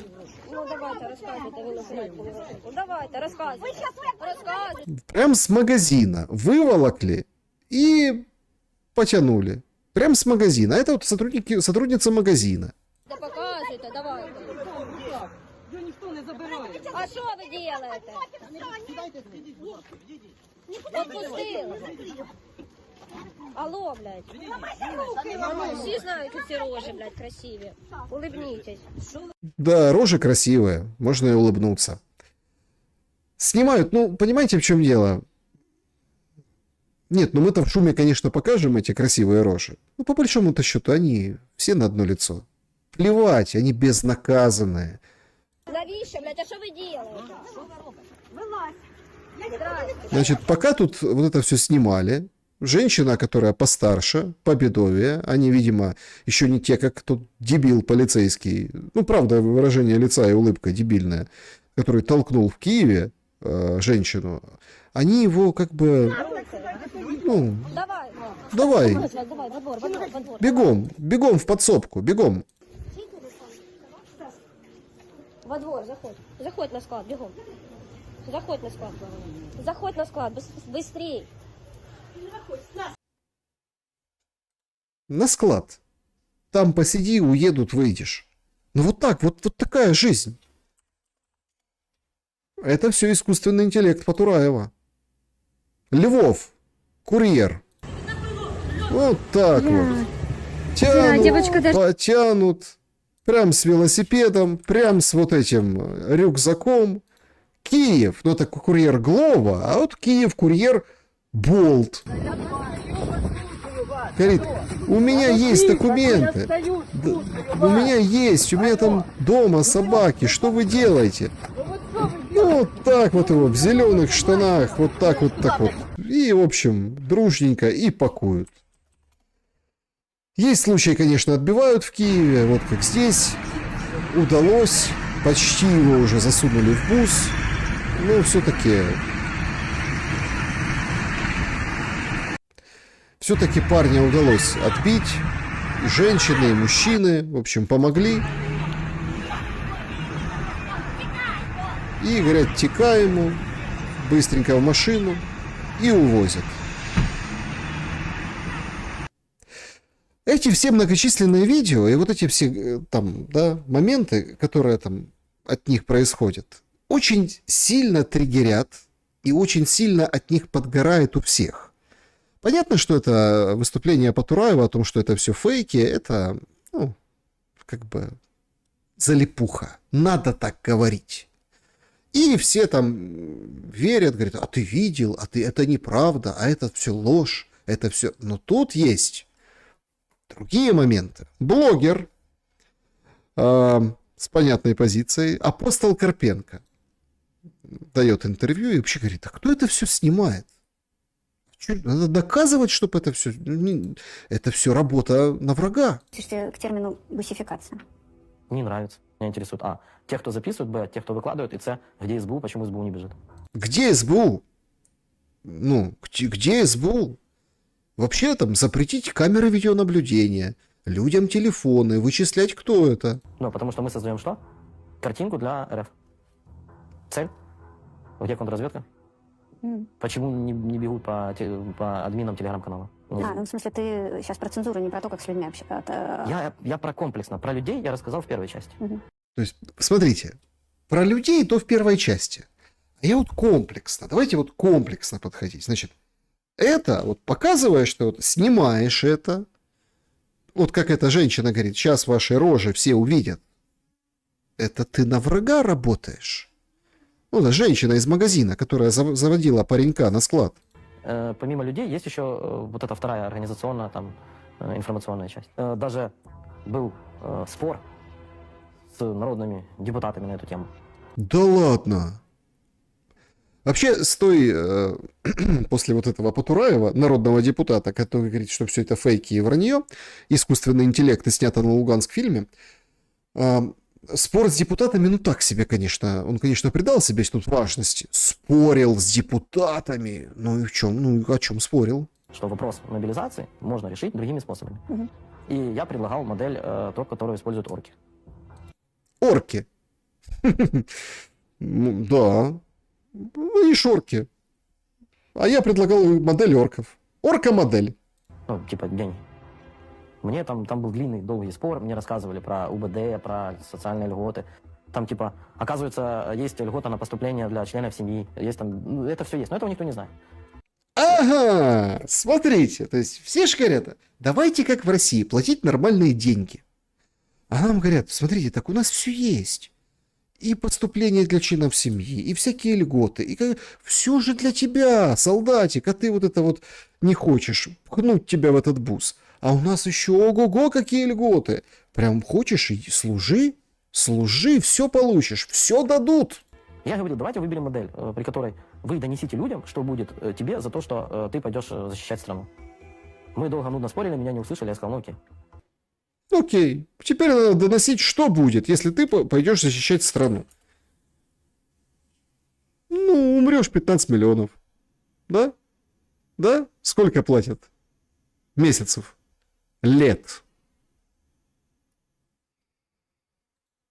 Еще очень интересно выглядит. Вот эти моменты возмущаются. Вот эти военные. Дмитрий Полис, один там из военных командиров на армии ФМ, разглагольствует о том, что, слушайте, ну что это вы, что это вы спрашиваете? Что это вы, как вы можете вообще ТЦКшнику говорить «иди воюй»? Так он же воевал. Те, що в ТЦК СП багато хлопців після поранень, з одного боку це добре. Ну, хлопці продовжують службу, їх там не забули, все таке. Але з іншого боку, це люди, які пройшли бої, у них трошки там загострено може бути почуття справедливості, тому що коли на вулиці кажуть, там ти сам іди воюй, то відбуваються конфлікти. Ну тоді тому, хто на вулиці ходить, треба думати, що він робить і що він говорить. І кому він говорить. Тож людина, яка вділа форму і ходить без ноги, він же ж ногу не, вибачаюсь, не на вулиці загубив. І не від того, що там собі руку різав хліб на кухні, відрізав руку. Ні, він це і, знаєте, як кажуть, і душою, і тілом обороняв і продовжує обороняти нашу державу. Тому тут треба враховувати тим людям, які ходять по вулиці, кому вони що вони кажуть. Вы думаете, что вы говорите? Вы думаете, иди сам воюй. Не, подождите. ТЦКшникам такого не надо говорить. Вообще не надо такого говорить солдатам. Там всем. Что значит иди воюй? Человек без руки, он же не сам себе ее отгрыз. Это война. Поэтому вы думаете, прежде чем говорите.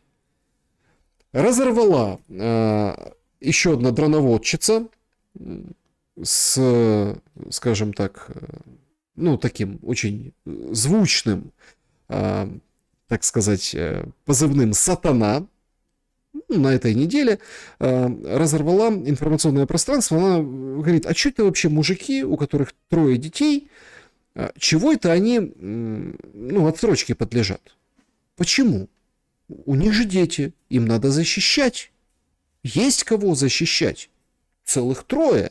Поэтому пускай идут и защищают. Но это было не все. В этом же интервью она выдала вообще какую-то дичь. А смысл воевать? Военные всю зарплату отдают и скидываются себе на амуницию, на всякие вещи, на всякую снарягу. Ваша думка, а чому зараз от не хочуть іти? Через втому, через те, що війна 3-й рік триває, чи от що зупиняє людей? Что же останавливает людей? Сатана, расскажи нам в Запорожской области под таким звучным названием «25 дней на позиции». Звичайно, що за 3 роки цивільні люди бачать про те, що на дрони ми збираємо, на реби ми збираємо, на автомобілі ми збираємо. Мы все, на все собираем, да, на рэбы, на дроны, на татуаж, на губища, на бровища. Бенц ми купляємо. Ну, звичайно, що люди, цивільні люди, які дуже далеко від війни, вони не розуміють, а на що я тоді піду воювати. Тобто я повинен піти, отримати зарплату, всю зарплату витратити на армію. В сенсі, у всіх є родини, так, у всіх є якісь потреби, а люди, ну, будемо говорити прямо, військовослужбовці майже воюють за свій рахунок. Це не для... Военнослужащие воюют за свой счет. Вот это новости из Запорожской области. Такого не секрет. І тобто вони розуміють, що вмирати, вони, як і будь-яка людина, звичайно, що ніхто не хоче вмирати.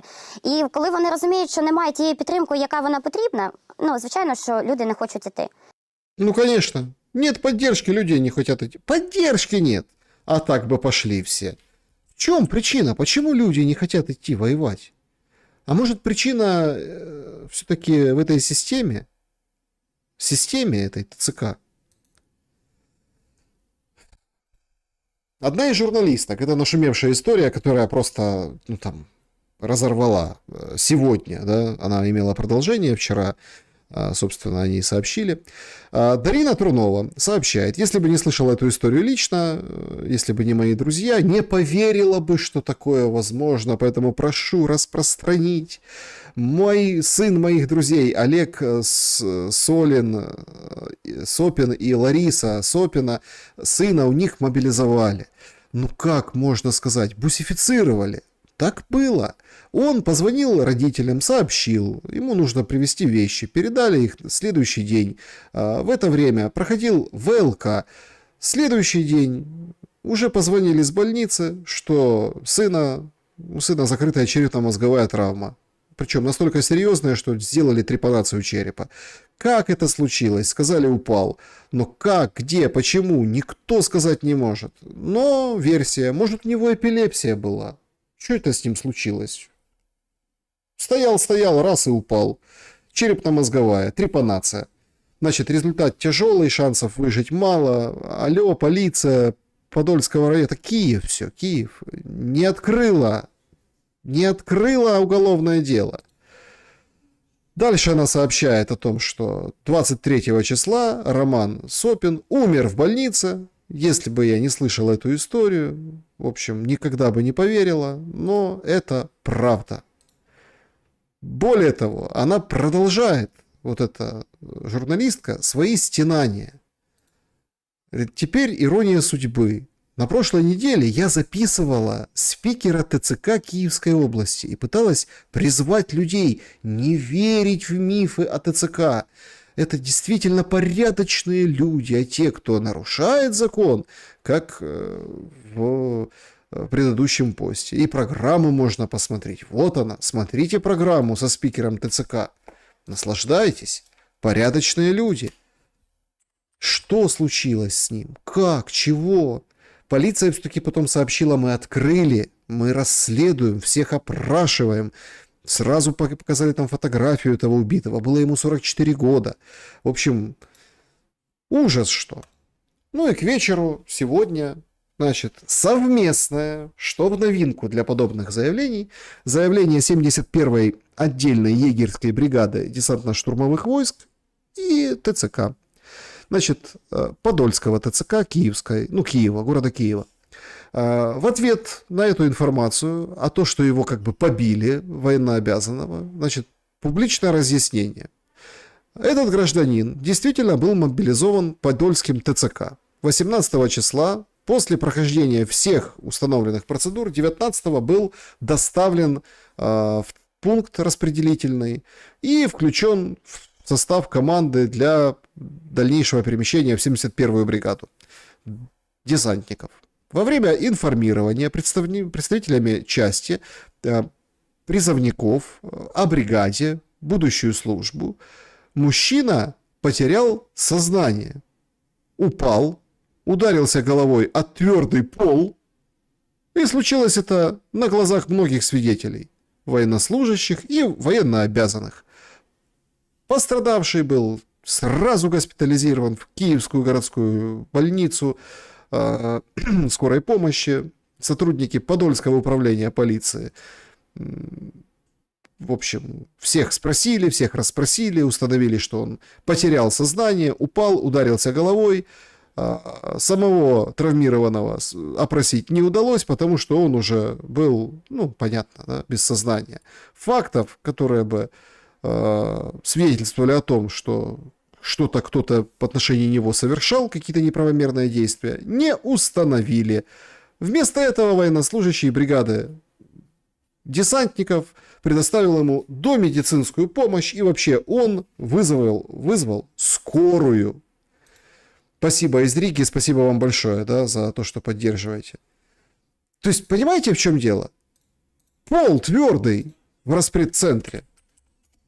Пол твердый. А он потерял сознание и упал. А десантник ему помощь оказывал. Скорую вызывал. А никто ничего не видел. Черепно-мозговая травма. Взял. Потерял сознание, упал. 44 года. ВЛК прошел. Ему рассказывали, куда он пойдет служить. Так, наверное, впечатлительно рассказывали, что аж сознание потерял. Мужик 44 года. А вот эта история, она такой стала только благодаря двум случаям, двум факторам, двум моментам. Потому что это Киев и Подол. И потому что это журналистка, знакомая. Знакомая знакомых, вот так случилось. И что? Кто что докажет? Никто ничего. Приехали полицейские, всех опросили. Ну что, стоял, упал. Очнулся, не очнулся. Трепанация черепа, умер. Говорят, что это они все в СЗЧ уходят? Что вообще с ними в этих распредцентрах проводят? Уже даже этот депутат Гончаренко озаботился этим. Рисует им, депутатам, своим коллегам, плакаты о СЗЧ, о бусифікації, о произволі ТЦК. Шановні друзі, дуже важливо, щоб були паркувальні місця для родин. Головне, щоб це не була парковка біля ТЦК. Тому що, на жаль, ми знаємо випадки, коли батьки везли дитину, далі батька спіймали і бусифікація. Тому я приніс до вас таке маленьке дидактичне пособія, щоб ви зрозуміли. Дидактическое пособие. Это у них урок номер 4. Там, наверное, будет где-то урок номер 1, урок номер 2. Почему бусификация это плохо, написано на рисунке. То есть мужик, ТЦК, СЗЧ, бабки. Що в нас відбувається? Це наш урок номер 4. Чому бусифікація це погано? Дивіться, оце в нас іде якраз батько, виборець. До речі, наш виборець, ваш виборець з вірогідністю 73% виборець Зеленського іде на роботу. Це ТЦК. Бусифікували людину, відправили на навчання. Людина не мотивована, пішла в СЗЧ. Пішла в СЗЧ, гроші на вітер. Ми спочатку витрачаємо мільярди. Деньги на ветер. А, это бабки, это ветер, видите, ветер их сдувает. На те, мільярди, можете потримати, Мар'яна, мільярди витрачаємо на те, щоб бусифікувати людей, потім мільярди на те, щоб їх тренувати, потім це все на вітер. Треба зупиняти цю... Бабки! Вот главная специфика всего. Вот главная причина. Неэффективно деньги тратим. А чьи деньги? Европейских партнеров. Репарационный кредит. Так это ж российские деньги. Можно их так и тратить. Чего? Если вдруг залезут в эту кубышку и отдадут Украине. Вот они нам зачем нужны. Украина — это гениальная система, как потратить любые деньги, любую сумму. И все, смотрите, как хорошо. Бусификация, СЗЧ, деньги на ветер по второму кругу. Гениальная схема. Даже как бы даже завидуешь немножко. Страна возможностей, да? Если посмотреть это как на систему. Систему отмывания денег, круговорот бабла в этой, в этой спирали ТЦК. Но Гончаренко нужно быть поаккуратнее. Ним заинтересовался. Иванов и Петров говорят, консерва. Консерва российская, Гончаренко. Сконсервировался. І Гончаренко, він розконсервувався. Це О, як! людина, яка, по-перше, який був проросійським політиком, який втік від Януковича лише тоді, коли зрозумів, що він уже приречений. Відповідно, тоді вже, коли було очевидно, що Майдан переміг. Він стояв, був у сплячому режимі, як це часто роблять спецслужби, а у потрібний момент він розконсервувався, почав робити те, що роблять його інші колеги-колаборанти. Тому що коли в країні вбивають людей, коли б'ють по дитячих садках, він не вважає це війною, він відмовляється підтримувати воєнний стан. Смотрите, это действительно Гончаренко один не проголосовал за военное положение. Тут другой момент. Это не война. Ее никто не объявлял. И состояние войны никто не голосовал, никто не принимал. В общем, нет состояния войны. Есть военное положение. Уже треба роздуплятися. І це точно не будуть політичні переслідування. Я впевнений, що Європейська солідарність його винесе вперед ногами сама. Не тому, що там великі патріоти, а тому, що він уже становить конкуренцію Петру Олексійовичу Порошенку та іншим людям з Європейської солідарності. То есть, вы понимаете, до чего он договорился? Говорит, это консерва, спецслужб, российская, все дела, и он составляет конкуренцию Порошенко. То есть Порошенко тоже пророссийский, тоже спецслужбы, тоже консерва. То есть консерва конкурирует с Порошенко, и европейская партия Порошенко его вынесет вперед ногами. Что-то как-то не выносит, понимаете? Но вот такой ответ. Перформанс, ответ. Пожалуйста. То есть пропесочили, Гончаренко песочит мобилизацию, бусификацию, а тут песочат Гончаренко. Все хорошо. Все хорошо и отлично, но мотивация другая. Мотивация не остановить войну, а эффективнее воевать, эффективнее тратить деньги, лучше бусифицировать, лучше мобилизовать, лучше убивать украинцев. Они конкурируют за это. Сегодня разрыв просто неистовый был от поста Берлинской. Его по-разному оценили, но пост достаточно специфический. Значит, это волонтер, она о чем пишет. Фронт движется быстро. К Запорожью, к Днепру, к другим городам. Фронт трещит по швам, прорывается. Российская пехота через наши прореженные порядки врывается глубоко в тыл на десятки километров.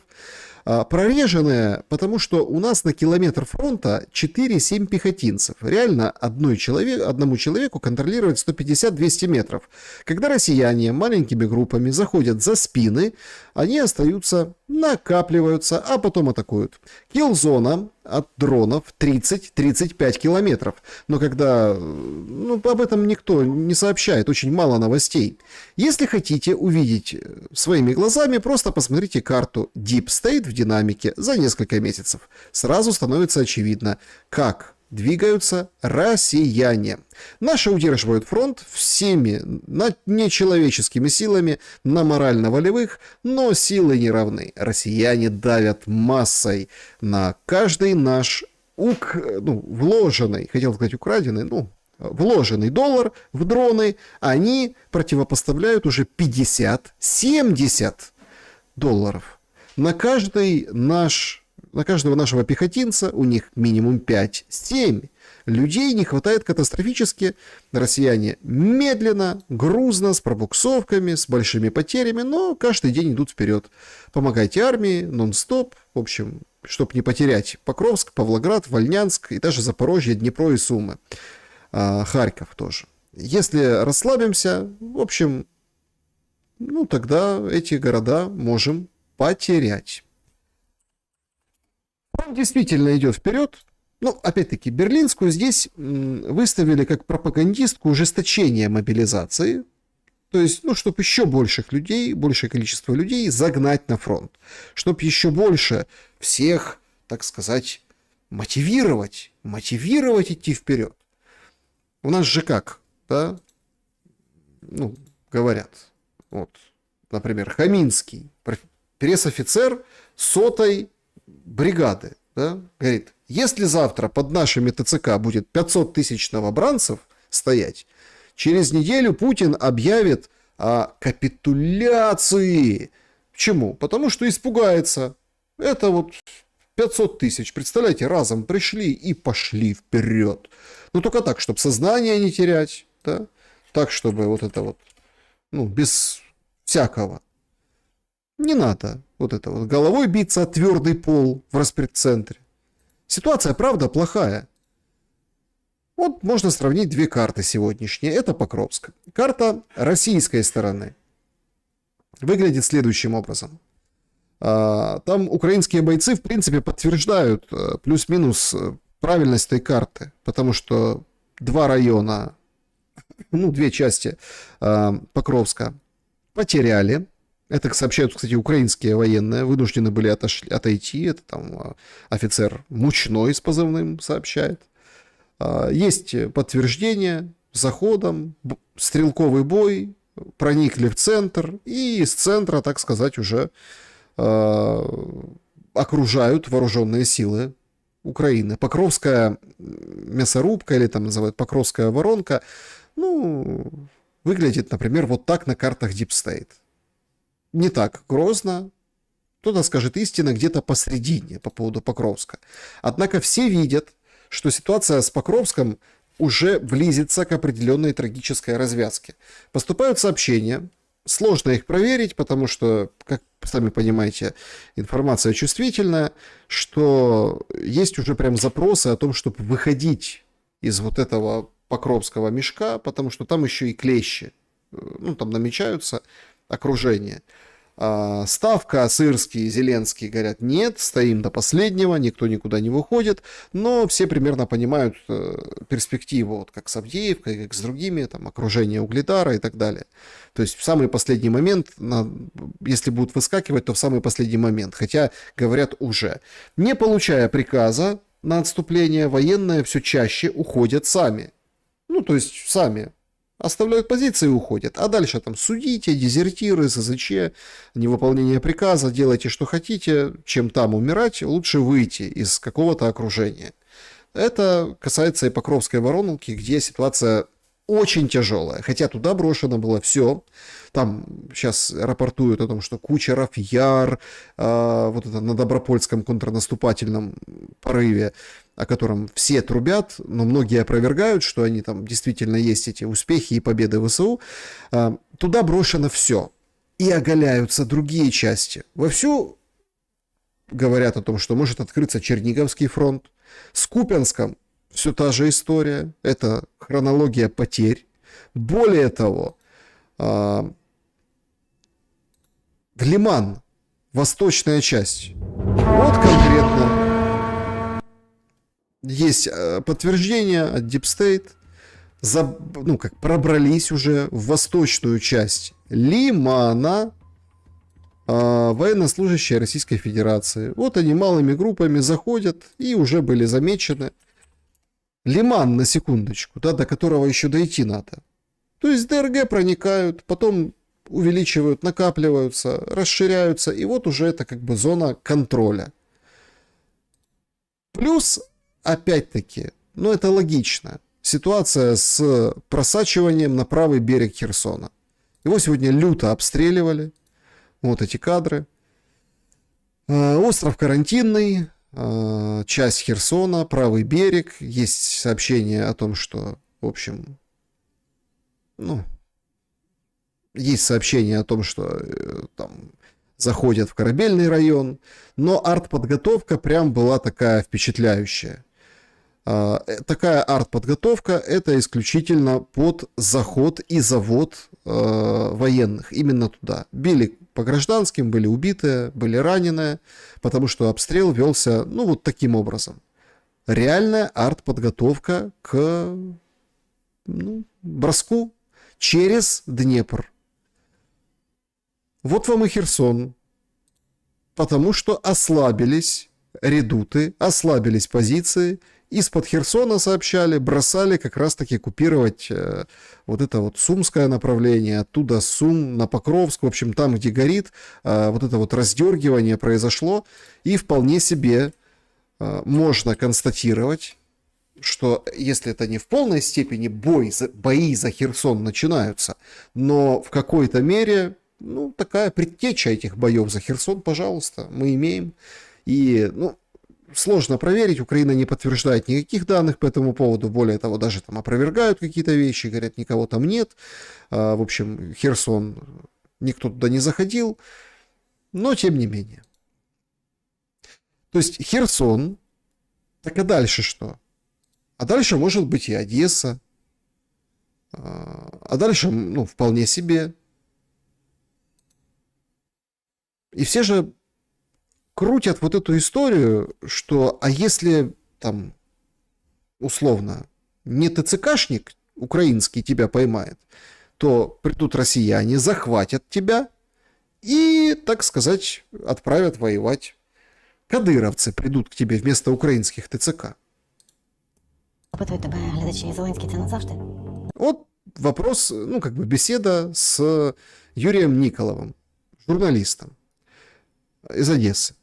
Значит, говорят, Зеленський навсегда? Для нас в цьому контексті. Ні, з точки зору соціології вже точно ні. Да. Незалежно від того, як закінчиться війна?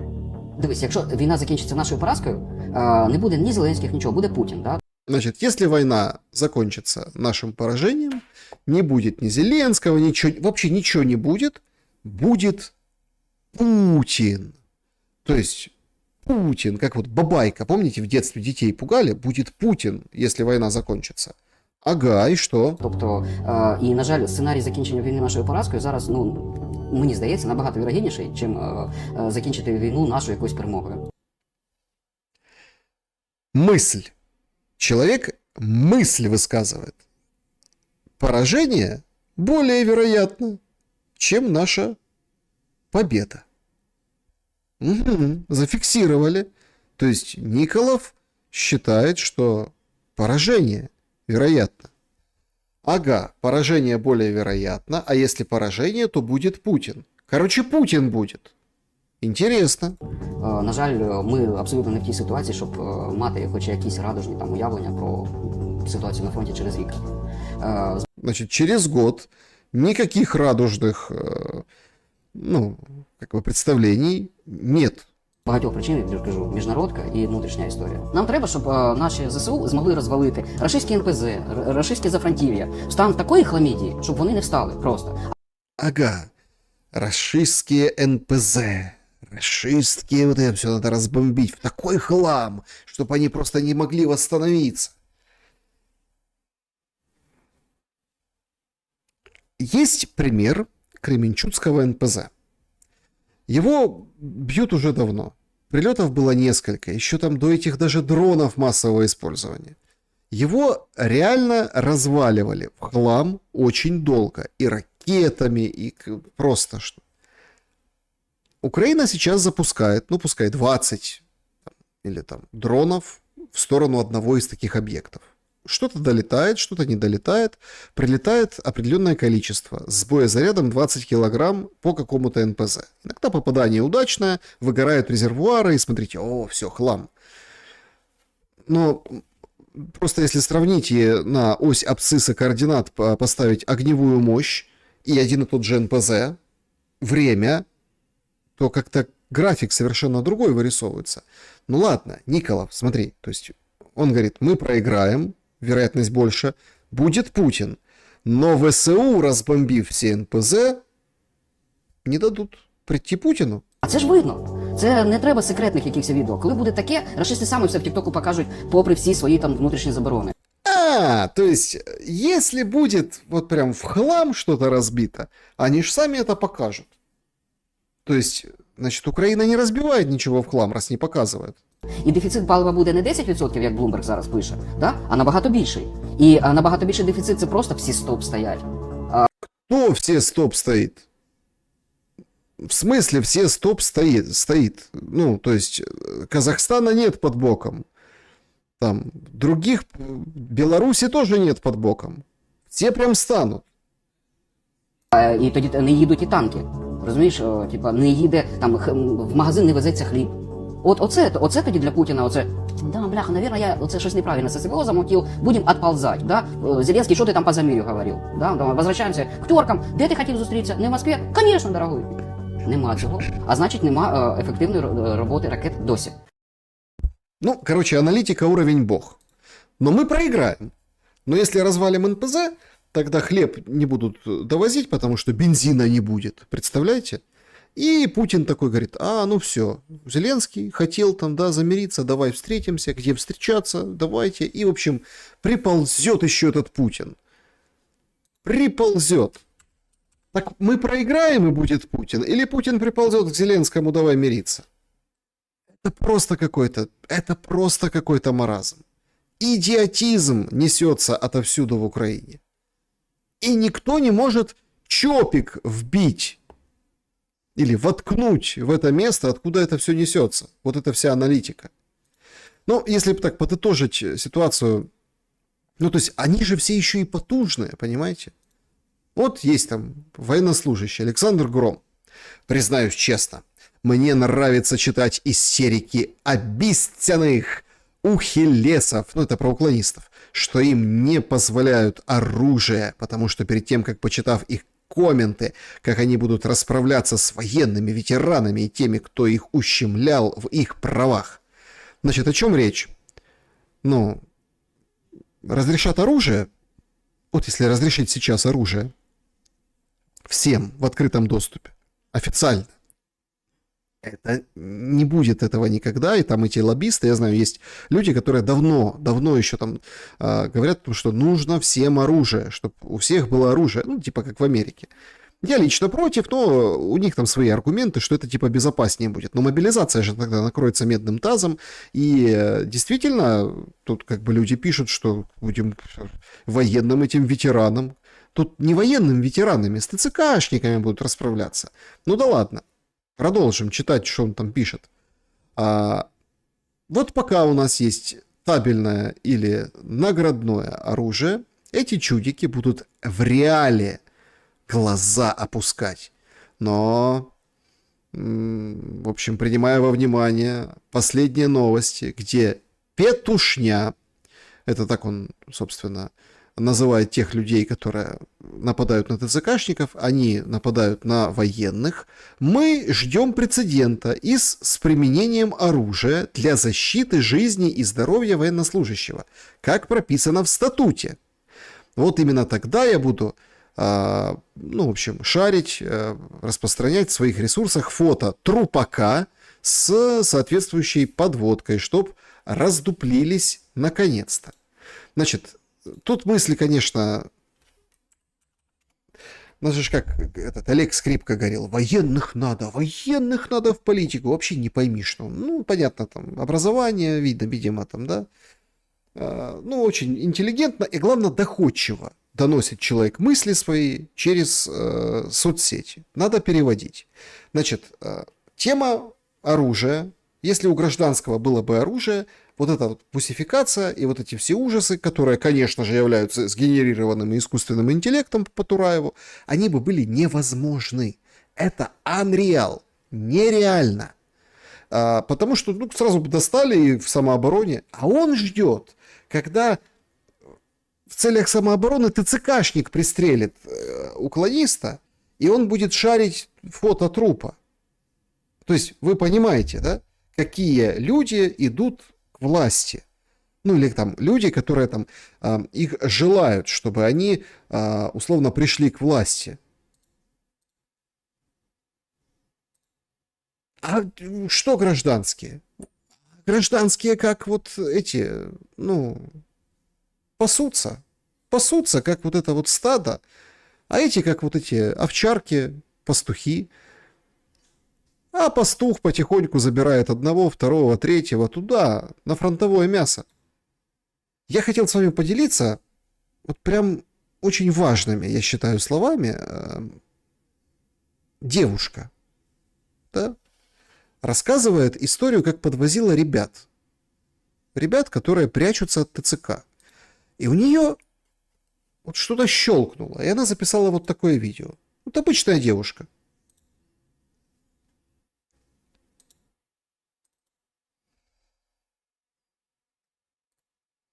Так, что-то девушка у нас, как говорится, не слышно. Тем, что передо мной ехала ТЦК на машине, и у меня в машине сидели два парня. Говорят, блин, подвези нас прямо к дому, чтобы мы, типа, там, ну, как бы с ними не пересеклись. Так я думаю, что? Блядь, так это же каждый день. Они выходят на улицу, и они об этом думают. А им надо кормить семью, зарабатывать деньги, как-то выживать в этом пиздеце. И ты... Значит, надо как-то выживать, понимаете? То есть она подвозила парней, говорит, давай тут пройдем, потому что там облава, там ТЦК. Ты каждый день подвергаешься тому, что ты либо тебя ловит ТЦК, либо, не знаю, прилетит ракета, как в этом вообще, во всем. И надо еще как-то, блядь, морально, духовно расти, да, финансово как-то развиваться, обеспечивать семью, детей, жену. Что? Как вообще? Просто у меня, ну, я женщина, да, я об этом не думаю, потому что, ну, просто я с этим не сталкиваюсь. Ну, это стрёмно, это вообще... На самом деле, вот это вот новое поколение, ну, условно, да, оно начинает доходить. То есть я подвозила парней, это они каждый день идут на работу. Они, вот, получается, должны как-то там семью содержать, детей кормить, не попасться в ТЦК, чтобы выжить. Она вообще говорит, духовно расти. Ну, понятно, что нужно смотреть, читать, изучать, хобби иметь. Ну, для здоровой психики прежде всего, да, какое-то увлечение. Хотя какое там увлечение, но тем не менее, уже жизнь вся как квест. Вот как этот в Черкасах. Увидел облава, выбежал из подъезда, быстро-быстро в машину сел, и по барабану, что там люди, не люди, ТЦК, то не люди, тут ТЦКшники, быстро-быстро уезжает, понимаете? Потому что у него есть другая задача – выжить, прокормить ребенка. И эта девушка в шоке, потому что подвозила двух ребят, ну, надо подвезти прямо под дом. Ну, потому что вдруг, чтобы не попались на улице. Вот так живут мужчины. А в это время, пока наступает у молодых девчонок прозрение о том, как вообще, как они живут, она хотя бы задумалась об этом, она уже молодец. От наших условно старых политиков, ну, какой-то просто льется изо рта какое-то дерьмо. Луценко выполз. Говорит, надо всех, кто не воевал, еще и налогом обложить. Все, кто уехал, не воював, вот это все. Пожизненно, пускай, воєнний збор платять. А де наша поліція, якщо вона не може знайти 200 тисяч ухилятів? 200 тисяч. А от можна я тебе виправлю тут? А ти впевнений, що не може? Тому що я говорив, до речі, з деякими правоохоронцями, вони мені кажуть, а де розмістити майже 300 тисяч? Яке майже 290 тисяч? Майже 300 тисяч людей. Окрема історія, що... 300, не перебільшуй. Ну, я знаю цифри. Так я ж тобі називаю, це офіційна Кількість інформація. кримінальних справ і кількість персон – це різні речі. По-друге, багато людей з СЗЧ повернулося, тому не 300. Скажи, будь ласка, а де стільки слідчих набрати? А де стільки, щоб питати? Короче, ну это же Луценко, он же бывший глава МВД, и говорит, ну, глава МВД ж бывший. Он там оскандалился, пьяный был в аэропорту в Германии. И говорит, где же это, как это полиция? Как это они не могут найти 200 тысяч этих уклонистов? Что это такое? Ну и начинают они спорить. И приходят к умопомрачительному выводу. Ну, тобто багато запитань. А ти розумієш, що Це є затримання великі... людини в розшуку, і не треба ніякого слідства. Ну, я би поєднав це ще із проблемою тих, хто незаконно покинув територію України, втікаючи від призову, ну, так звані ухилянти. А там все дуже просто. Там, до речі, все дуже просто. Вони точно не будуть служити, ти ж розумієш це. Ну, Я навіть не про це, я питаю, що з ними. Бо ти питаєш, що робить ЦЗЧ, я додаю, а що робить з ухилянти? З моєї точки зору, простих відповідей немає. Будь-яка проста відповідь неправильна. Будь-яка. Ті, хто закликає там, негайно всіх простити, неправильно. Тому, з моєї точки зору, вони мають до кінця свого життя сплачувати нинішній військовий збір, а може й більше. Тобто не захотіли проливати кров, значить платіть до кінця життя на лікування тих, хто проливав кров. Мені здається, це було б логічно. Нам потрібно вводити такі відповіді на СЗЧ, на ухилянство, на мову, на багато інших речей, які будуть забезпечувати єдність. Після закінчення війни нам дуже потрібна єдність. Вот так вот. Значит, нам нужно после окончания войны единение. Как ее обеспечить? Надо всех СЗЧшников ловить, а уклонистов и СЗЧшников, если они там злостные, да, значит, надо их обложить оброком. Не хочешь кровь проливать? Плати до конца дней своих. До конца своих дней. Плати налог. Военный сбор. Всегда плати. Война уже закончится. Все, а ты будешь платить военный сбор. Будем тебя гривной, или как этим, вместо копейки шаг теперь, шагом будем тебя давить. Ну ты раб. Ты крепостной.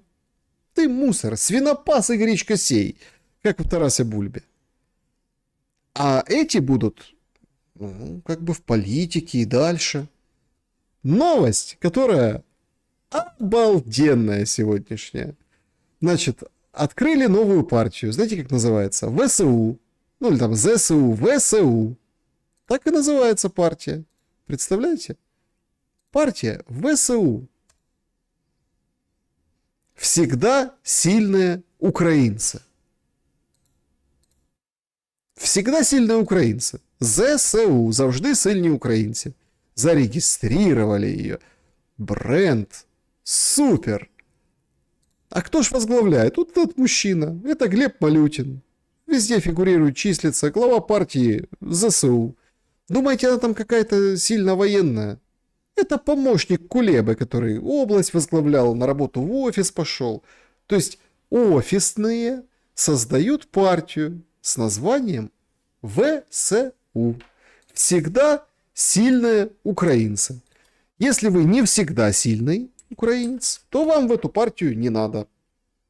А в остальную можно. ВСУ. Они уже готовятся. Они готовят подкоп под военных. Военных уже перетягивают. Вот этих мощных. Все готовятся. Вот этих военных, которые хотят обычных гражданских обложить налогом, которые там будут, говорят, я жду, когда там военный выстрелит в гражданского во время того, как вот ему оказывает сопротивление. Военных они ТЦКшниками называют. Но сегодня в одесских пабликах завирусилась очень интересная как бы тема о том, что бандюки в ТЦК, прям бандиты, прям те, которые людей как бы воруют, на цепи в гараже держат за выкуп. Авторитеты, вот эти все бандюки, они тоже прибились к ТЦК, поэтому мы имеем то, что мы имеем. Но это нет. Это в партию ВСУ всегда сильные украинцы. А гражданский, плевать на него. Женщина, толкнем головой об асфальт. И вообще, что это вы так распереживались все? Что это вы так не переживайте? Все в порядке. безопасность на высшем уровне. Вот у нас главный по рэбу в войсках Павленко розказує о том, як побороли кинжали. Я можу сказати як приклад, тобто річ, яка, в принципі, відкрита, яку, там, сказати, так, більш-менш відома, у них дуже великі проблеми з кінжалами. Вони не влучають? Вони не влучають. Вони падають в полях? Падають в полях. Это какой-то Бивис и Батхед, это, если честно. У них проблемы с кинжалами. Они не попадают, они не попадают, они падают в полях, они падают в полях. Угу. Ну, Бивис и Батхед. Кто помнит этот мультфильм? Напишите в комментариях. І це робота українських фахівців, так? А это вообще работа BBC. В більшості випадків так. Саме по глушенню суб... То есть они, смотрите, не попадают и падают в полях. В большинстве случаев это украинцы. Их глушат, давят, отворачивают. Ну, иногда и сами могут. Спутникового сигналу. Саме по боротьбі з кінжалами. По кожному засобу є різні можливості, різні спроможності. Я не можу сказати всі деталі, але от іменно особливість кінжала в тому, що він дуже скажімо так, ефективно попадає під вплив електронної боротьби. Не завжди, але я скажу, що в цьому році у нас дуже хороший результат іменно по кінжалам. Вот так вот. По кинжалам очень хорошие результаты в этом году. Павленко врать не будет. Но вообще все чувствуют, что прям хорошо все. Вот даже, выходит такой завсегдатай комментатор банковских дел. Ставку сохранили, прогноз ухудшили в НБУ. И доллар уже 42 официально сегодня перевалил. Очень важные дела, но там есть такой Фурса, да, который эксперт, он всем разъясняет все в Украине. Он вообще договорился до того, что благодаря вот таким, как Павленко и украинским специалистам, в Киеве вообще безопасно. Вообще безопасно, чем во всех этих там странах. Поэтому поедут работать, ничего страшного. Все хорошо вообще, все нормально. Безопасный Киев, даже при всех всяких прочих обстрелах и разного рода нальотах. І багато таксистів вже було звідти. І так чи інакше робітничі професії. Війна не стає перепоною, навіть вони зараз хочуть їхати до нас працювати. Ну, дивіться, насправді в Києві під час війни безпечніше, ніж, навіть незважаючи на ці нічні обстріли, які ми сьогодні спостерігали, безпечніше. Де Київ безпечніше, ніж Нью-Йорк, насправді. Київ під час війни, в порівнянні з Нью-Йорком, звичайно, там, кварталів, не Манхеттена, а інших кварталів. Ну, про Бронкс. Гарно, все чудово. Тому ці люди готові зараз їхати. Для бізнесу це легше, вони не підпадають під мобілізацію. Тому, якщо ми говоримо про там робітничі бригади, вони готові приїжджати. Да все готовы. Бригады, пускай все придут работать в Украину, потому что там безопаснее, чем там в этих странах. У нас все вообще хорошо. Ракеты, ничего страшного. На прямом как-то скептически к этим словам отнеслись. Ничего страшного, нормально. Очень безопасно в Украине. В Киеве. А на границе как безопасно. В Коростене, в Овруче, Житомирской области мужчина взорвал гранату в электропоезде. Погибли 5 человек. По предварительным данным, находился он в розыске, подорвал гранату. В момент, когда правоохранители пытались задержать, по данным СМИ, погиб сам мужчина, девушка-пограничница и еще 3 женщины. Вот просто в электропоезде. Очень безопасная страна. Значит, он сбежал в СЗЧ. Он, так сказать, пытался выехать, его завернули, отправили в военкомат. Он сбежал оттуда.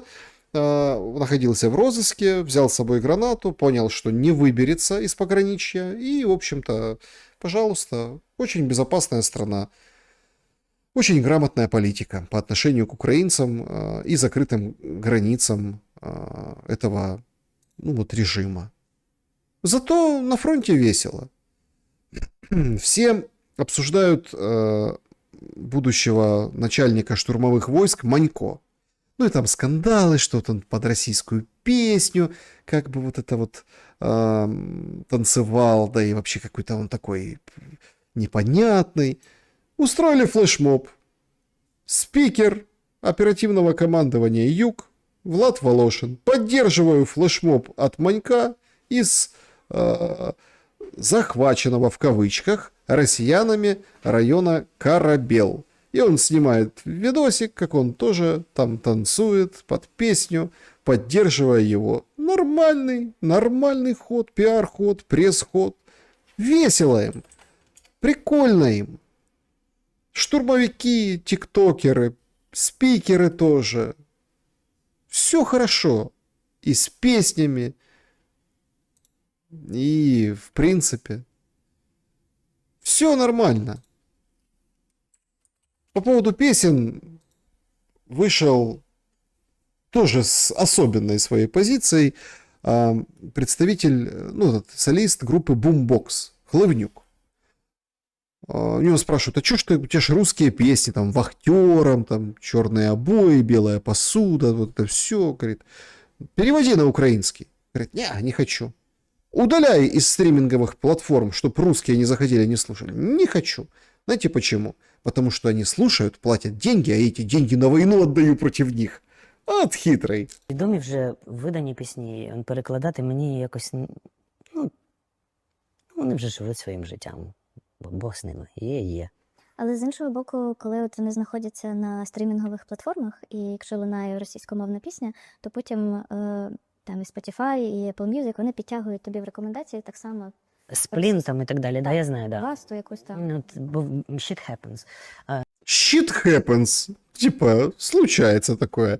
То есть тебя слушают на русском языке, и тебе в рекомендации этому пользователю подтягивают других русскоязычных. Мол, не хочу с ними на одном Spotify поле садиться.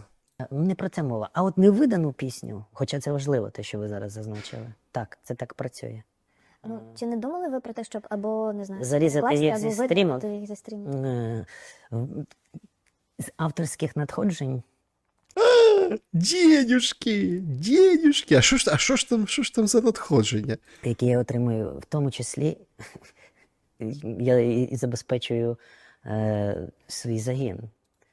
О! Велика доля. У него есть свой отряд. Отряд, который не заметил потери бойца, но заметил бы потерю в Spotify творчества Хлывнюка.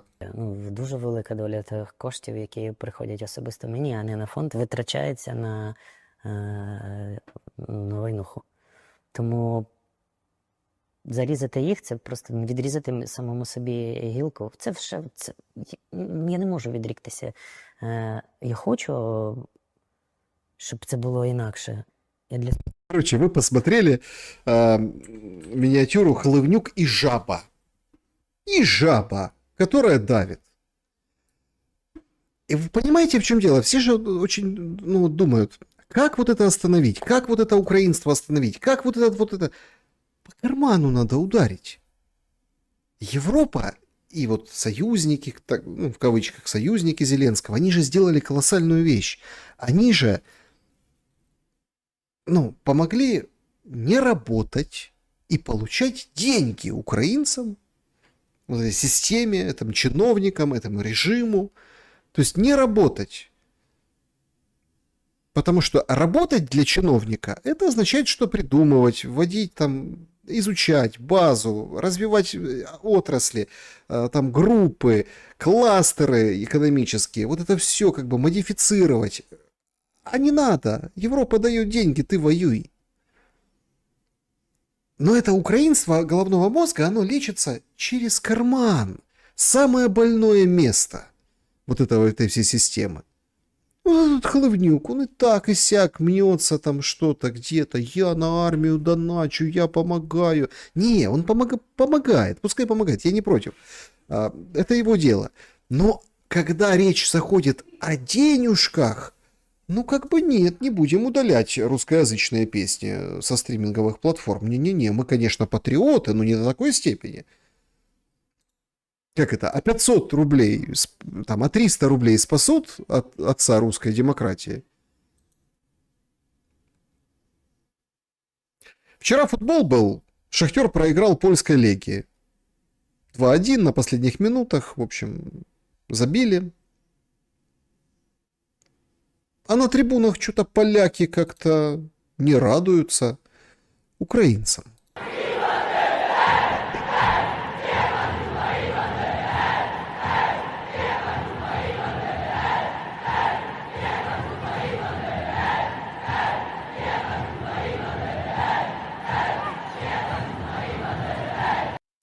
К черту Бандеру, к черту УПА, к черту Украину.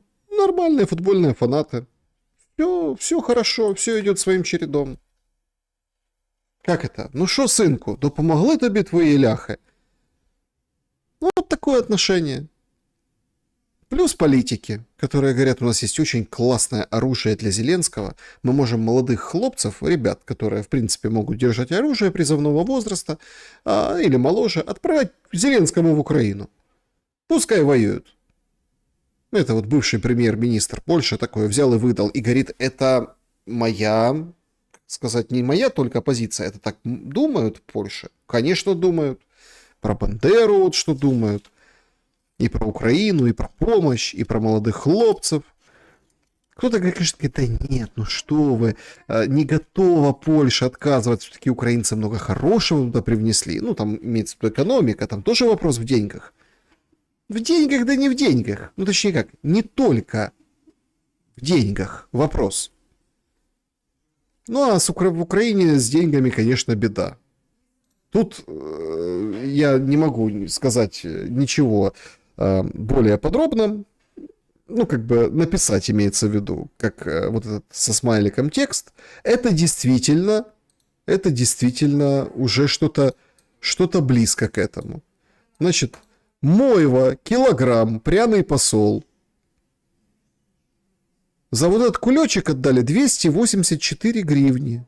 Понимаете? 620 грамм.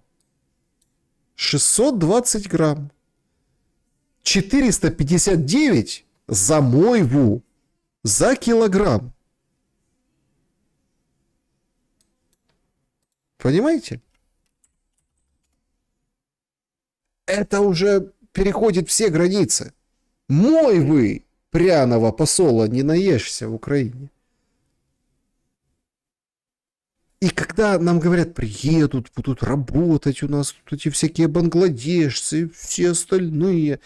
Ну, они, конечно, мойву не едят. Едят что попроще. Но я не думал, что мойва такой деликатес. Ну, раз уж о кулинарии, что порадовало меня на этой неделе, это вот этот замечательный фарш. Пеппа Пиг. Свинка Пеппа. 1 миллион кусочков. Фарш. Придумали китайцы и пакуют вот в такую упаковку. Кстати, говорят, пользуются спросом. Свинка Пеппа, так сказать, на 1 миллион кусочков. Вообще китайцы, конечно, сейчас молодцы. Они мало того, что кучу кусочков свинки Пеппы сделали, так сегодня распространилось видео о том, что они дешевого робота-гуманоида выпустили стоимостью $1400. Причем предыдущая версия была $6000. Это как бы дороговато было. А за 1400 это прям прорыв. Прям серьезный прорыв. Вот он, собственно, этот гуманоид. Вот он таким образом выглядит. Вот так вот он двигается, танцует, ходит. Причем поразительно, одновременно с этой находкой $1400 стоит. Это вообще сущие копейки. Может выполнять ряд функций. Понятно, что пока это фан, пока это прикол. Мало чему его еще пока научили. Но вот так вот делать умеет. Вот такие китайцы выпускают вещи. Ну, вот, пожалуйста. Робот появился китайский. Дешевый. Илон Маск тоже объявил о том, что у него роботы-гуманоиды на подходе. Причем, как? Он говорит, что это не для армии, да, там для работ каких-то. То есть их там тысячи работников вот таких вот железных. Как в электронике, помните? Вкалывать будут роботы, а не человек. То есть весь мир идет вот сюда. В креатив, в развитие технологий. Бог с ним, даже в искусство.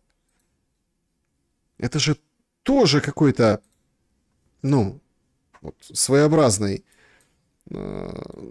такой момент истины.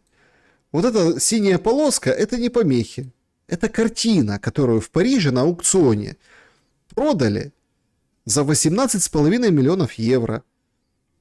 Полотно полностью ультрамариновой краской покрыто. Более 60 лет назад ее создал французский художник Ив Кляйн во время своей поездки в Штаты.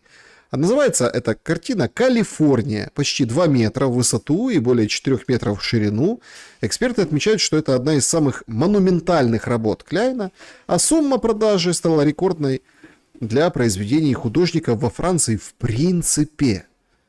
То есть, смотрите, весь мир развивает технику. Вот такие интересные новости искусства. Хотя, казалось бы, кому нужен просто фиолетовый баннер ультрамариновый 2×4, но тем не менее. То есть тратят на это деньги, средства, усилия. Пытаются что-то узнать, что-то развивать. Мы воюем. А мы показываем Стармеру дрончик. Говорим, вот, это как бы ваш, но и наш дрон. Давайте мы дроны, они будут лететь, сбивать. Дайте нам 150 миллиардов российских денег. Не туда идет. Не туда заходит и заводит война. Не в развитие. Ведь действительно мир идет к тому, что будут роботы, искусственный интеллект, заменят какие-то профессии. Одни страны думают о том, чтобы обеспечить человеку базовый доход для базовых потребностей, чтобы он жил. Ну, а на него работали роботы, например. Да? То есть в развитие, во благо. Но человек должен развиваться в чем-то, получая базовые потребности. А у нас, ну, как бы наоборот, ты должен умереть, погибнуть. А если думаешь, что ТЦК, это не ТЦК, это голограмма ТЦК.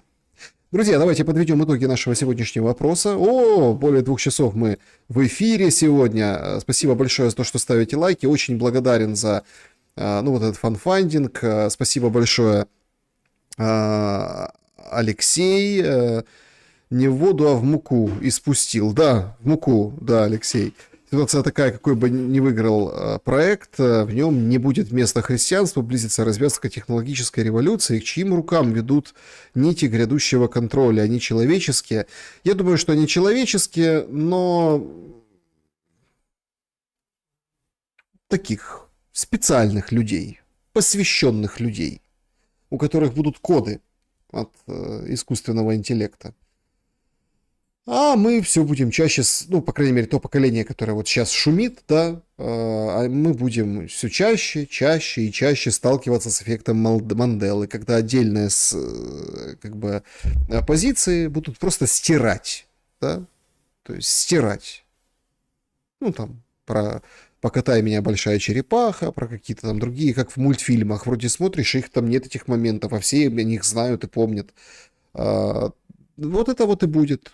Как бы контроль голов, контроль сознаний. А если что, придет робот, а роботу все равно, он безэмоционален. Он тебя арестует. Ну, робот тебя может, конечно, и вылечить. Сейчас такие даже операции на искусственном интеллекте проходят, но тем не менее. Так вот, кто в итоге уступит? 9% Путин остановит войну по ЛБС. 15% Зеленский признает нейтралитет. 18% Трамп снимет санкции и бросит Европу. Ну и 59% Европа уступит в конце концов. И все. Европа уступит. Потому что зажмет деньги. Поживем, увидим, разберемся с тем, что происходит. Значит, во время эфира мне писали, наши пальчики устали. Нет, к сожалению, не могу прочитать, что-то вот барахлит этот сервис, через который мне писали. Всем большое спасибо за поддержку, за то, что и в чате, и суперстикеры, и по QR-коду. Прочитаю позже. Спасибо огромное всем. Очень благодарен, что у нас 19 человек, тут обсуждают меня в чате, что Шелест прощается по 20 минут. Ну, как бы бывает, собственно, и такое. По поводу закрытого клуба зрителей вот такие комментарии. После интервью товарища о том, что все ролики об усификации это изыски ИИ, я решил проверить, а знает ли ИИ вообще, что это такое. Получил ожидаемый ответ. Можешь сделать ролик об усификации? И может все. На экране появляются ключевые слова, определение, бусификация, процесс. Ну, в общем, да. Сегмент кадра различных бизнесов, работающих новых форматов, голос за кадром, примеры пусификации можно увидеть повсюду, фриланса, удаленной работы. Смешно по поводу искусственного интеллекта, задал вопрос пользователь, но, тем не менее, спасибо. Спасибо ему за вот этот, так сказать, его вопрос. Так, 2 часа 10 минут. Друзья, спасибо большое, что вы в чате. Отличный шум. Спасибо, что вам понравилось. Спасибо из Канады. Шелест прощается и не уходит. Да, как Алла Борисовна Пугачева. У них куча прощальных туров, куча прощальных концертов. В Ютубе есть ролик, в котором харьковчанин рассказывает, что в лесополосах местные обнаруживали трупы предположительно бусифицированных в гражданке мужчин. Поступала ли вам подобная информация или это и псом? Смотрите, давайте так. Ну, есть же пулевые отверстия в брошенных машинах возле блокпостов. Значит, пуля куда-то долетала. Значит, пользователь дарит 20 спонсорств на канал Александр Шелест. Спасибо большое. Так, спасибо. Шахтар во Львове, а Шахтер в Донецк, в России. Ага, Саша, спасибо за труд, очень важную тему поднимаете. Спасибо большое, что смотрите. Не забудьте поставить лайк. Смеются тут с калифорами. Так, почему-то Шелест задержался, почему непонятно. Значит, но, видимо, весело. Так, АИ 95, 1,82 евро. Малевич что-то знал про размер. Это по поводу вот этого Калифорнии, да. Миру мир, благодарим. Спасибо большое. Значит, искусственный интеллект знает все. Спасибо и вам. Полетели разбирать спонсорство подарочное. Шелест, давай до утра вещай с нами. Да нет, уже 11:30. Как бы пора и на покой. Завтра... Ага, привет Барику, да. Спасибо большое. Барик — это кот. По-моему, тут попадало, да, как он там чего-то возмущался. Наверное, по поводу какого-то ролика. Спасибо большое всем за то, что побывали на эфире. Завтра тоже будут интервью, видео. Увидимся обязательно. Хорошо пошумели.